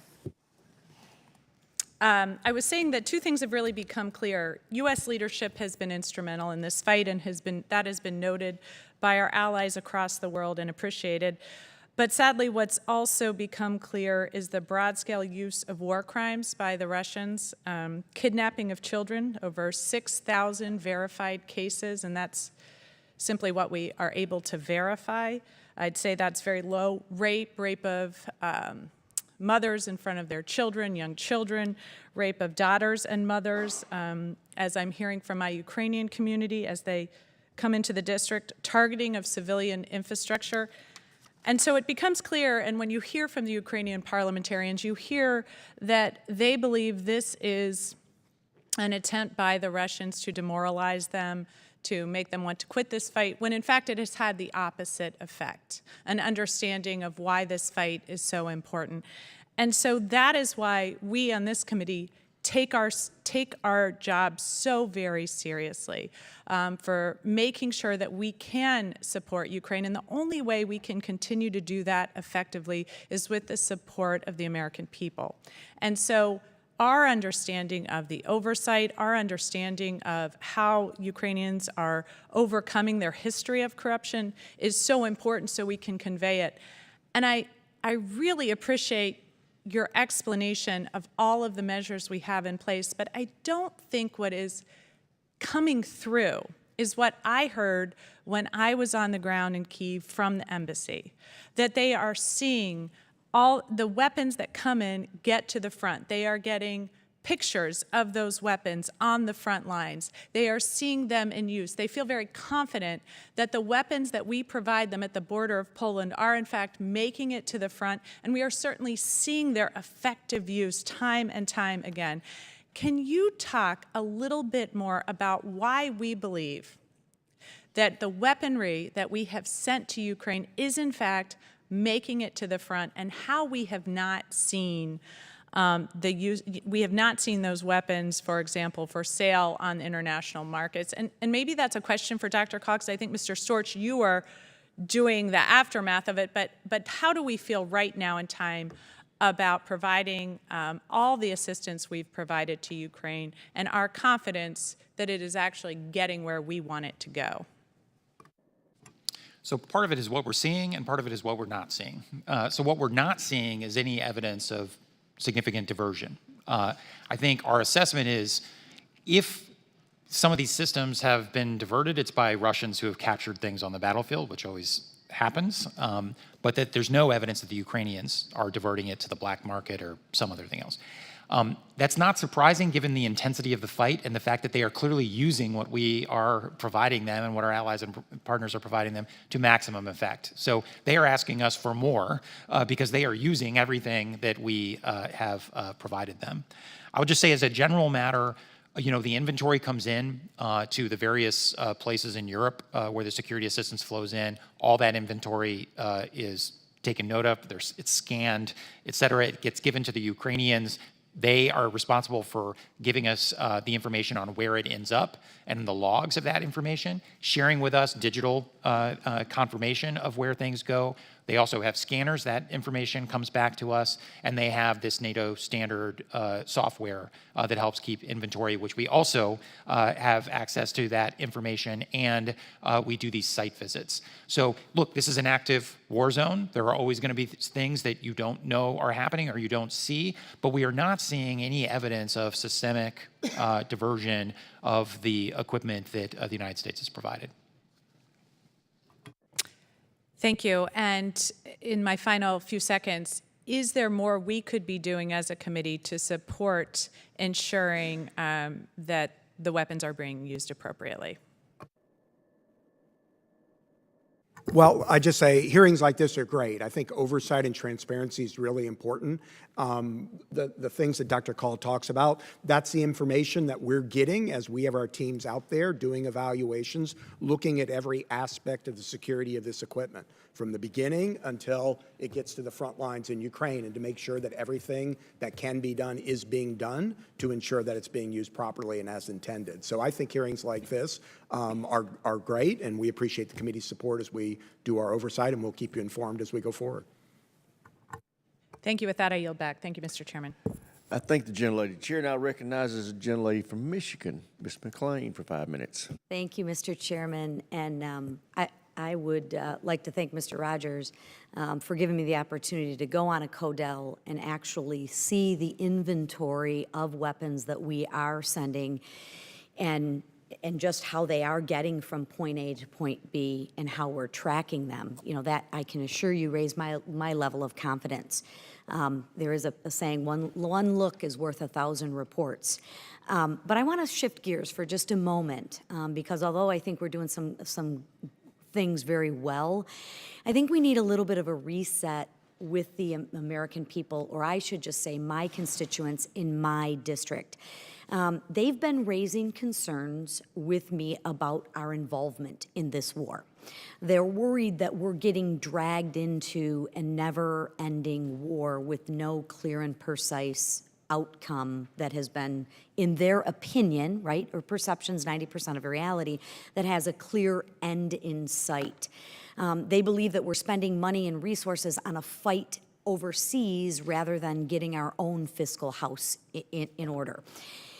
If you could, and anyone can answer, in simple terms, just lay out to the American people the reasons why it is so important for Ukraine to defeat Russia in this war, particularly from the eyes of the Americans. So what is the implications for the United States if Russia actually does defeat Ukraine? I think the implications would be both in Europe and felt around the world.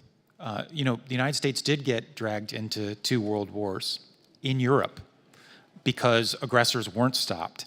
Aggressors, you know, initiated their conflict. The free world didn't hang together. Aggressors weren't deterred. They weren't stopped. And so the United States eventually was dragged into those conflicts. And we don't want to see that happening again. So it's a deterrent, and I don't mean to put words in your mouths, but it's more of a deterrent so we don't end up into a world war. I think it is to demonstrate to other would-be aggressors that if they engage in the type of aggression that Russia has, they would face similar consequences. And I think it will matter very much, for example, if you're sitting in Beijing wondering about crossing the Taiwan Strait, you will ask yourself, if I do that, will the world react like they did when we went after and absorbed Hong Kong, which was to just kind of look the other way, or the way the world reacted in Ukraine? And if it is the latter, then aggression across the Taiwan Strait's a lot less likely. And can you expand on that, sir, just a little bit more? What would a Russian victory or defeat mean for China? Well, I think, first of all, Russia is China's closest ally. They, of course, signed a strategic partnership without limits shortly before the war. We have seen growing indications that China might be considering providing Russia with some assistance, lethal assistance, which would be very troublesome. So China has a stake in the outcome here. But also, I think China would, you know, they speak a lot about the importance of sovereignty and territorial integrity, but frankly, China would benefit greatly from a world that allowed big powers to gobble up their small neighbors. And would you care to comment, what would the loss of Ukraine mean for NATO? Well, first of all, Ukraine's not going to lose. There will be no loss of Ukraine. I think Vladimir Putin hoped that would happen. It hasn't happened. It's not going to happen. Ukraine continues to maintain most of its territory. They're fighting tenaciously. The Russians do not have the capacity, in my view, to take over Ukraine. But obviously, if they were to do so, it would position Russian forces and all the developments inside of Ukraine right on NATO's doorstep. as it relates to Poland and the Baltic states, which is, I think, one of the reasons why you've seen Poland and the Baltic states so engaged in Ukraine. And can you talk a little bit about the economic impact that would mean, or that would have on the United States? Well, I think, you've already seen that Russia's aggression, especially what they've done to limit the ability of grain to get to global markets through the Black Sea, has already had an impact on global security writ large. Obviously, the energy instability, which is generated by the war, has also had an economic consequence. So I think the war is already having significant consequences because of Russia's aggression, and had it been unchecked, I think those consequences would have been worse. And we'd have been farther along. Thank you. With that time, I yield back, Mr. Chairman. Chair now recognizes the gentlelady from Texas, Ms. Escobar, for 5 minutes. Thank you, Mr. Chairman. I'd like to express my gratitude, Mr. Chairman, to you and the ranking member for these ongoing conversations and this opportunity for us to provide oversight and for the American people to feel comfort, I hope and I believe, with the information that's being delivered. I'd like to thank our witnesses as well.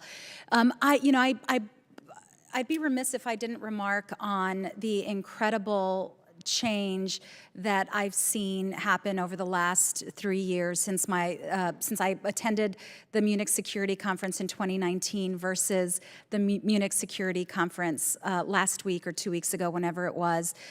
When I was there in 2019, there was a significant question about the West and whether the West would continue to support NATO, and just the fears about how untethered things seemed.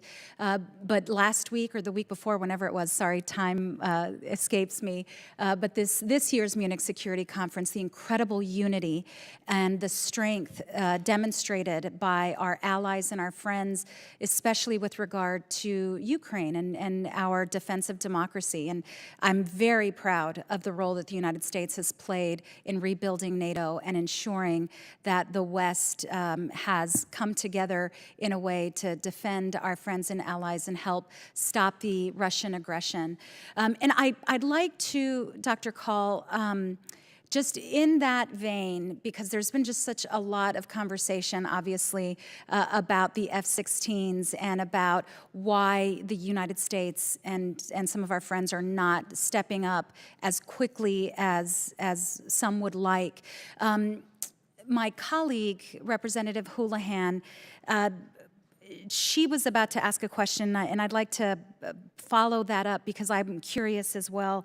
But when her question, she started as her time ran out, when should the clock start on those F-16s?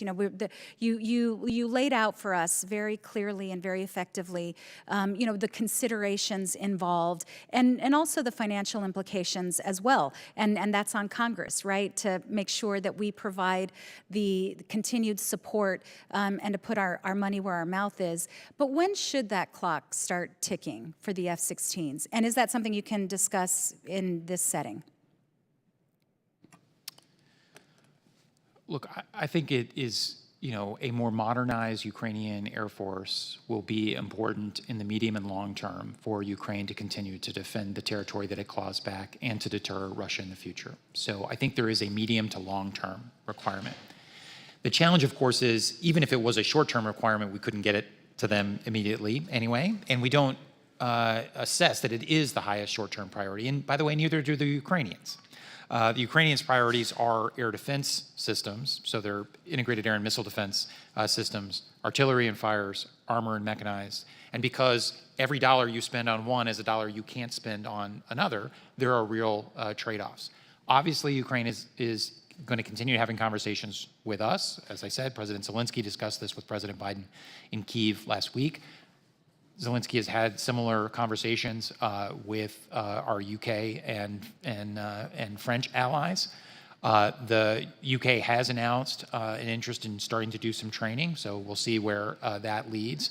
There are other countries in NATO, the Netherlands, Denmark, Norway, I think, that have talked about potentially F-16s that they may be offloading as they upgrade to F-35s. So I do think this conversation will continue. As I sit in the Pentagon and I have to say, what does Ukraine need right now to stay in the fight and turn the tide against the Russians in the first half of this year, which I think is going to be decisive for the conflict. It's just hard for me to tell any member of Congress or the American people that the best use of that dollar spent right now is on F-16s. Thank you so much, Dr. Call. And I only have a few seconds left, but I am wondering, in terms of the replenishment of U.S. stocks, is the department looking to utilize critical technologies such as additive manufacturing to fill some of those gaps? Sorry. I think the short answer is yes, but I think it's probably better for us to arrange a briefing by our acquisitions and sustainment folks to really go through the kind of the multi-layered approach that they're taking to this, because they're the real experts on that. Great. Thank you, Mr. Chairman. I yield back.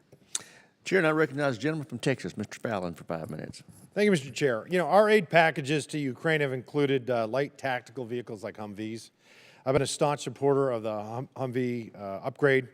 You know, when we had to retrofit the Humvees because of the risk of IEDs, of course, that made it top-heavy, but we have the ABS and the ESC rollover kits that prevent that. You know, we've lost too many men and women to rollovers, and a lot have been injured as well. So at the beginning of this fiscal year, approximately 40,000 Humvees that are either new or like new were in our fleet, hadn't received the anti-rollover technology. And my question for the witnesses is, when we're sending Humvees to the Ukraine, and where are they coming from? And more to the point, are we sending Humvees that have already been fully upgraded with the anti-rollover technology? Or are we sending Humvees that are slated to get this upgrade? Or are they coming from the demilitarized vehicle stockpile? I might ask General Sims if I don't actually know the answer to that question, but DA may, or we may have to take it to come back to you. Sure, I will have to come back to you. We'll bring that answer back to you. I'm not quite sure. Okay, because we have Red River Army Depot that does a lot of this work, and they're starving at the vine, and we've got 40,000, units that need this upgrade, and I'd really like to get that in, because it saves about $12 billion rather than buying brand new ones to retrofit the ones we already have. So we want to always be good stewards of taxpayer dollars.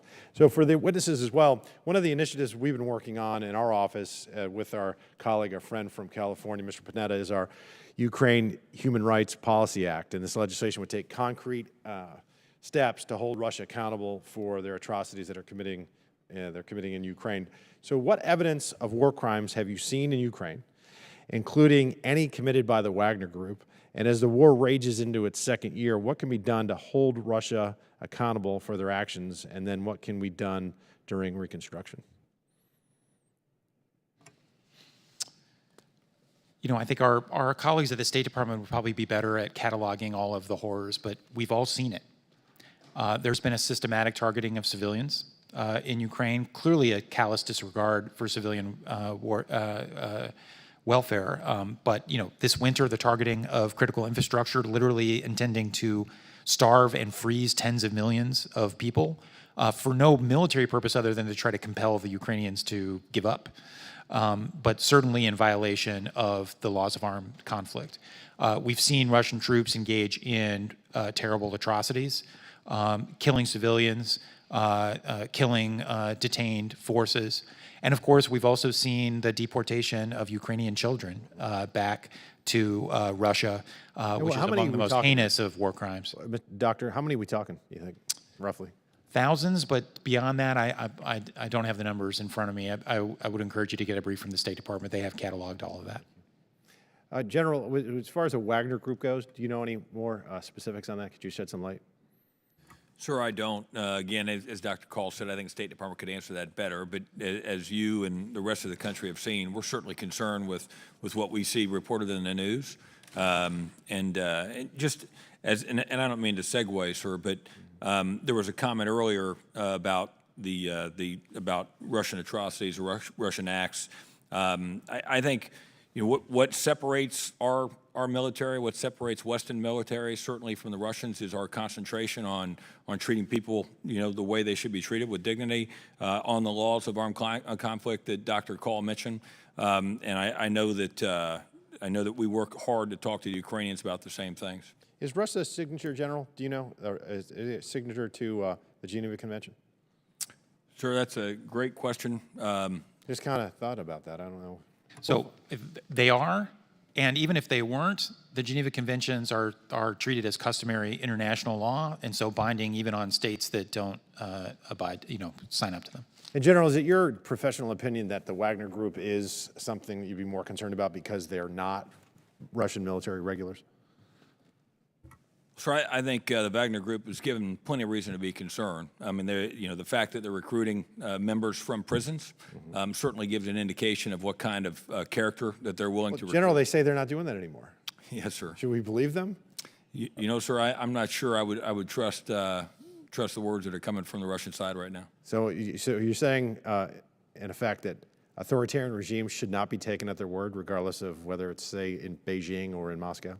So I'd agree that we have a system in which I would trust, and they don't have that same. I hope all members of Congress just heard you. Thank you. I yield back. Jim's time started. Before we go to the next questioner, I want to remind everybody that we have a hard stop at 12:30 to go to the classified portion of this hearing. Gentleman from Maine, Mr. Golden, is recognized 5 minutes. Thank you, Mr. Chair. I want to start by looking back to May of last year and point out that a bipartisan group of members of Congress, including members of this committee, have sent the administration letters, and that's gone on since April of last year all the way right up to right now, calling for the supply of advanced military capabilities to Ukraine quite consistently. So 10 months ago, a number of us called for anti-ship missiles, HIMARS, Abrams tanks, as well as training on and transfer of F-16s.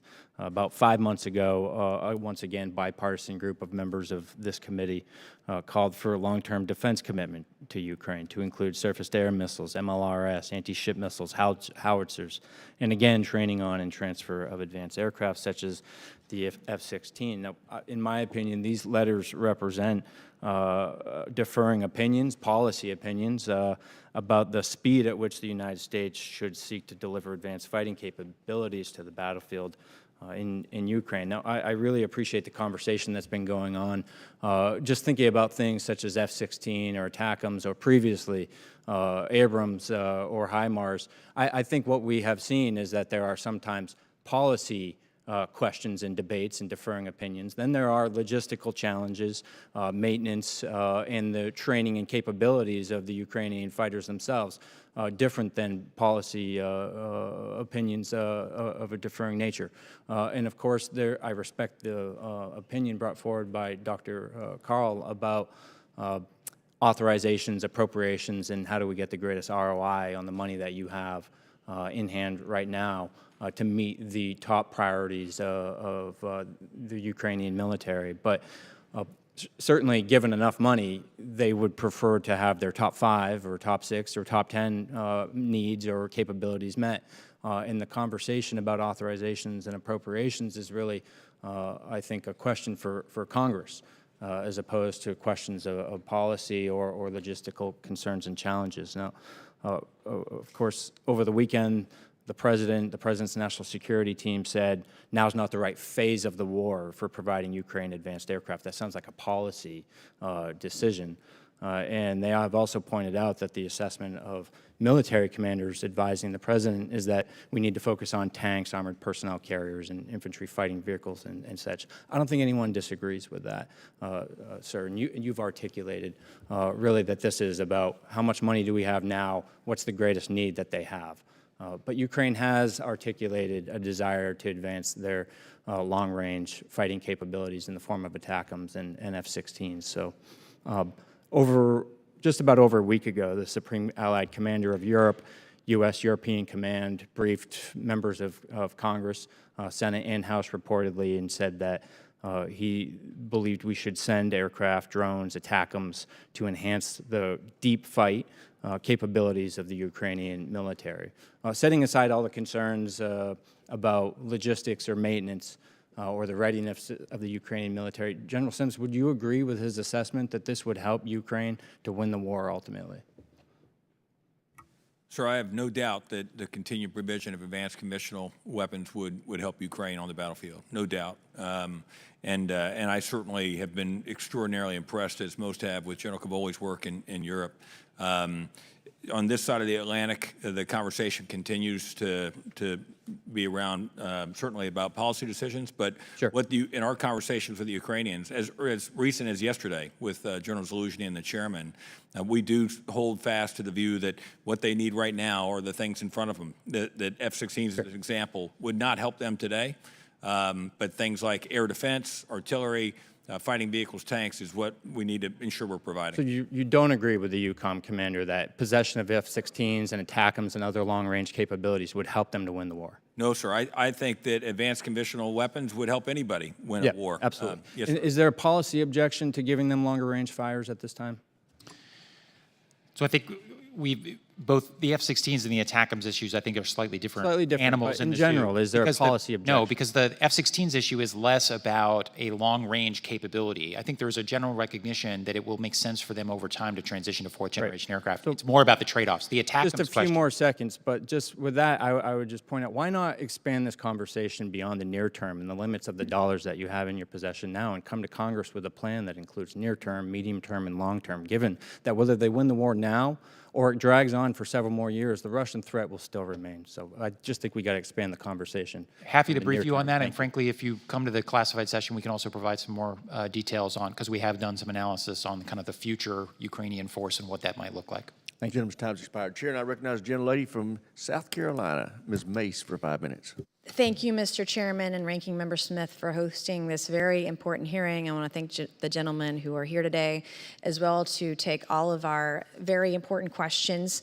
We're here to address a critical matter of national security and foreign policy in regards to Ukraine, the need for oversight of assets, weapons, munitions, and other aid, lethal aid being provided to Ukraine.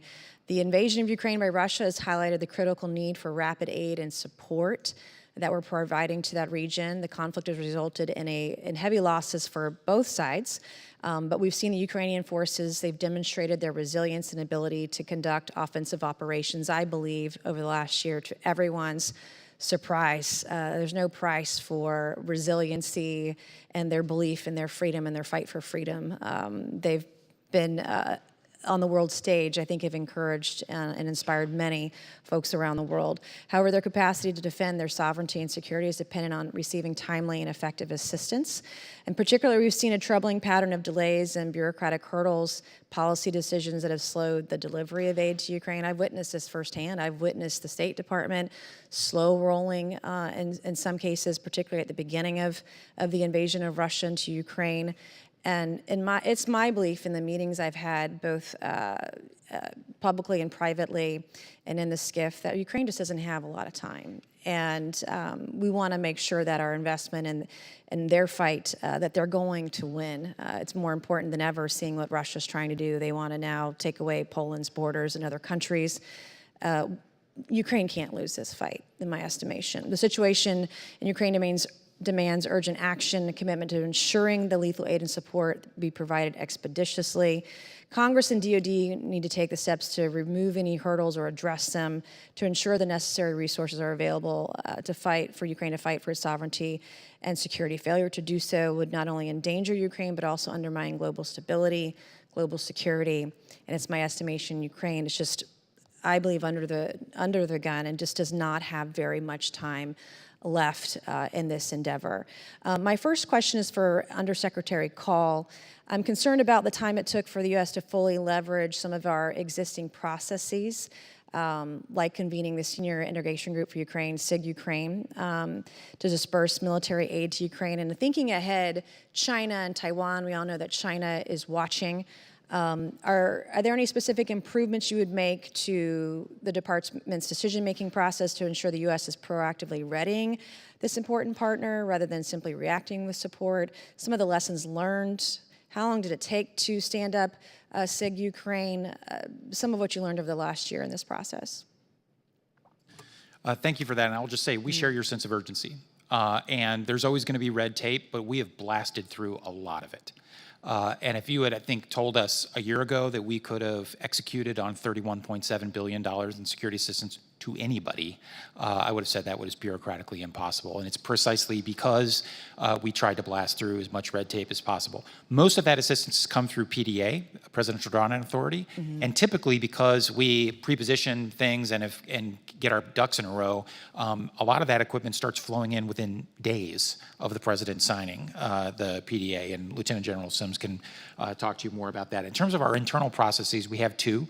We have something called the Cross-Department Working Group, which is essentially the group that my office runs, but it's got stakeholders from all the services, the Joint Staff, the combatant commands, et cetera, to rack and stack Ukrainian priorities and figure out the priorities for various PDA and USAI packages. So that's really about kind of teeing up for the Secretary, ultimately, these recommendations that then go over to the White House.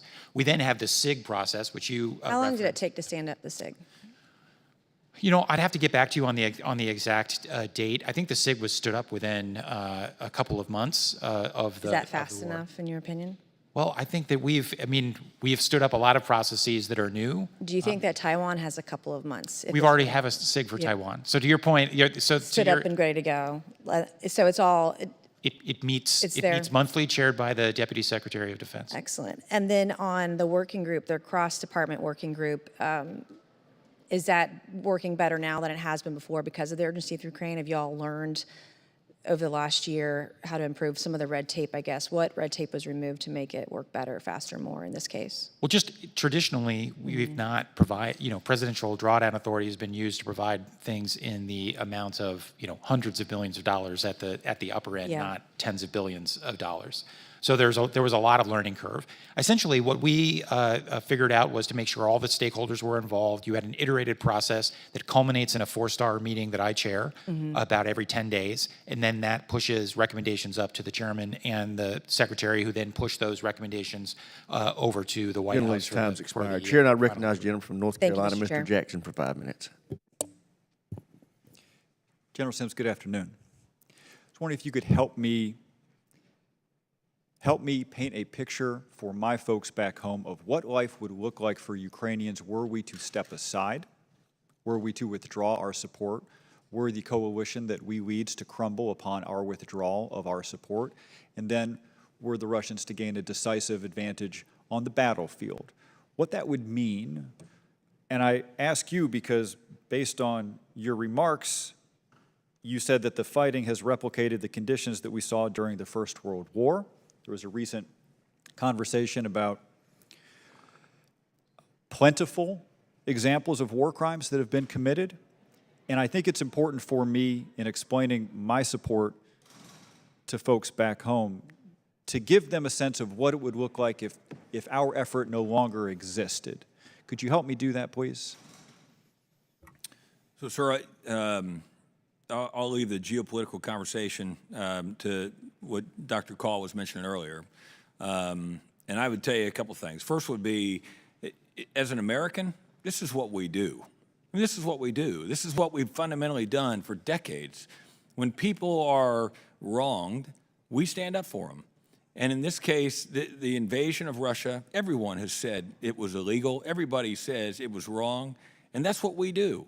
And in this case, we came together with the allies in Europe in a way that we haven't done, really haven't done in the past 50, 60 years. I mean, so a year ago today, so we talk about a year ago on the 24th was the invasion. A year ago today, I deployed with my division headquarters as a division commander, 1st ID, to Central Europe. And I spent a lot of time in Europe, battalion commander, brigade commander. And so I've worked a number of times with our allies. I had never worked with our allies where the desire, the intent to work together was as firm as it was in the time I was deployed. That has not changed. I've been back multiple times. We were talking earlier about the contributions of our partners. There is more than dollars, I would argue, that is part of this. We have partners that have skin in the game, and so they may not be dedicated dedicating the same percentage of GDP, but in some cases are dedicating individuals who are making critical, really important contributions to what we're doing in terms of security assistance, intelligence, working in terms of advising and training with our partners. That's what we do. We're Americans, and when somebody says this is how the world should be, and it's not, we say no. Dr. Call has talked about the rules-based order. Why is this important? Because after the Second World War, we came together with the majority of the world and said, this last 5, 10 years is not how we wish to live in the world. And we established the geopolitics that exist today. And we need to tell people, we need to do something when people go in the wrong direction. Why is it important to Americans? Because we believe in this group in here, sir, in this oversight process. I know politics. I'm an Army guy, no politics. American politics field of study at the Academy. And I would tell you, watching the oversight here, watching what has occurred in D.C., all the way to the young man or woman in Poland who's transitioning that equipment forward, to a Ukrainian who plans to use it, that's what we exist for. That's why it matters, sir. Now, that last piece I'd like you to expand on. Could you help us visualize what it looks like when we make the decision to send them light tactical vehicles all the way to that material being fielded? Give us a sense of what that process looks like, how quickly it's now moving. Well, sir, and as Dr. Call was talking with Representative Mace earlier, we're learning all sorts of lessons. I mean, listen, where we were a year ago today and where we are now, it's a light year's difference. It's because we have smart, capable men and women who are working to make the processes more effective and efficient.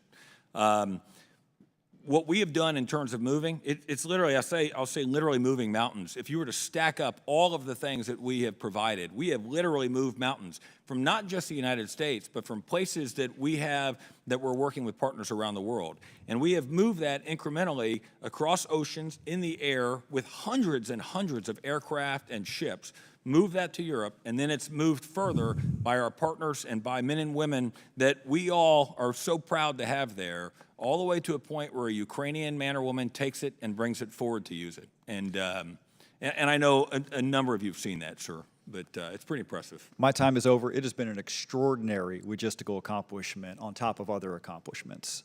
Sure. Chair now recognizes our final questioner before we go into classified brief, and that's the gentleman from Wisconsin, Mr. Gallagher.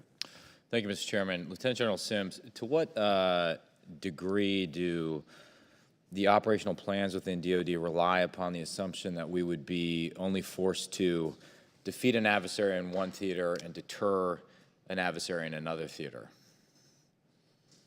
Well, sir, not to jump into the policy side, but I mean that's what we're saying we're doing. Yes, sir. So given the growing no-limits security partnership between Beijing and Moscow in the years since Russia's invasion of Ukraine, can we reasonably argue that planning for a confrontation with only one adversary is becoming an increasingly dangerous presumption? Sir, I'd argue that the fact that the Chinese and the Russians are having conversations about ways that they can improve their connections is dangerous to all of us as Americans. But I think that the current work that we're doing takes into account where we are around the world. If Xi Jinping makes the foolish decision of arming Russia with weapons, what is on the table in terms of our response? Sir, that one I'll definitely leave to Dr. Call. Okay, Dr. Call. You can make news here. So first of all, I don't think China's leadership wants their intentions and plans to be made public. So one of the things we've made clear to them is if we have information that they're doing this, we'll make it public. And this actually, it matters because, as you know, China's on a bit of a charm offensive to get back into the good graces of Europe. That's not going to work, I don't think, period, but certainly not if they're providing large amounts of lethal assistance to Russia. We've also signaled Secretary Blinken with his counterpart at the Munich Security Conference and through other channels that there would be significant costs. I'm happy in the classified session to talk about what some of that might look like, but it would be the similar tools we've used to impose on others that have violated U.S. sanctions. So we are actively trying to deter the CCP from providing lethal assistance to Russia. Yes. And of course, at a broader level, we are actively trying to deter the CCP from invading Taiwan by force, if necessary. Yes. I think this is a perfect example. And I know you've talked, well, I just came back from 4 days in Taiwan, and I was struck by all the national security leaders there talked about this increasing strategic convergence between Russia and China. I'm curious if you see it in the same way. It's sort of my contention that increasingly Putin is Xi's junior partner in a de facto alliance against the West. And I think we initially understood the No Limits Partnership to be a piece of paper, and increasingly it's something real. But I'd love to get your comment on how you see these two problem sets as connected. Yeah, I think that's insightful and on the money. I think basically, Russia for a long time has not wanted to be China's junior partner. And I think that held alive the dream in Washington that you could drive a wedge between these two actors. I think the war in Ukraine has essentially ended that proposition as realistic in the foreseeable future, because Russia's going to have to turn to China for technology, for economic assistance, to help them reconstitute their military after the war. And they're already turning to them now. But by the way, the same calculus is driving the Russians, to have greater convergence with Iran and North Korea as well. And so I do think because of how attrited the Russian military has been, they have no choice but to move closer to some of these other actors.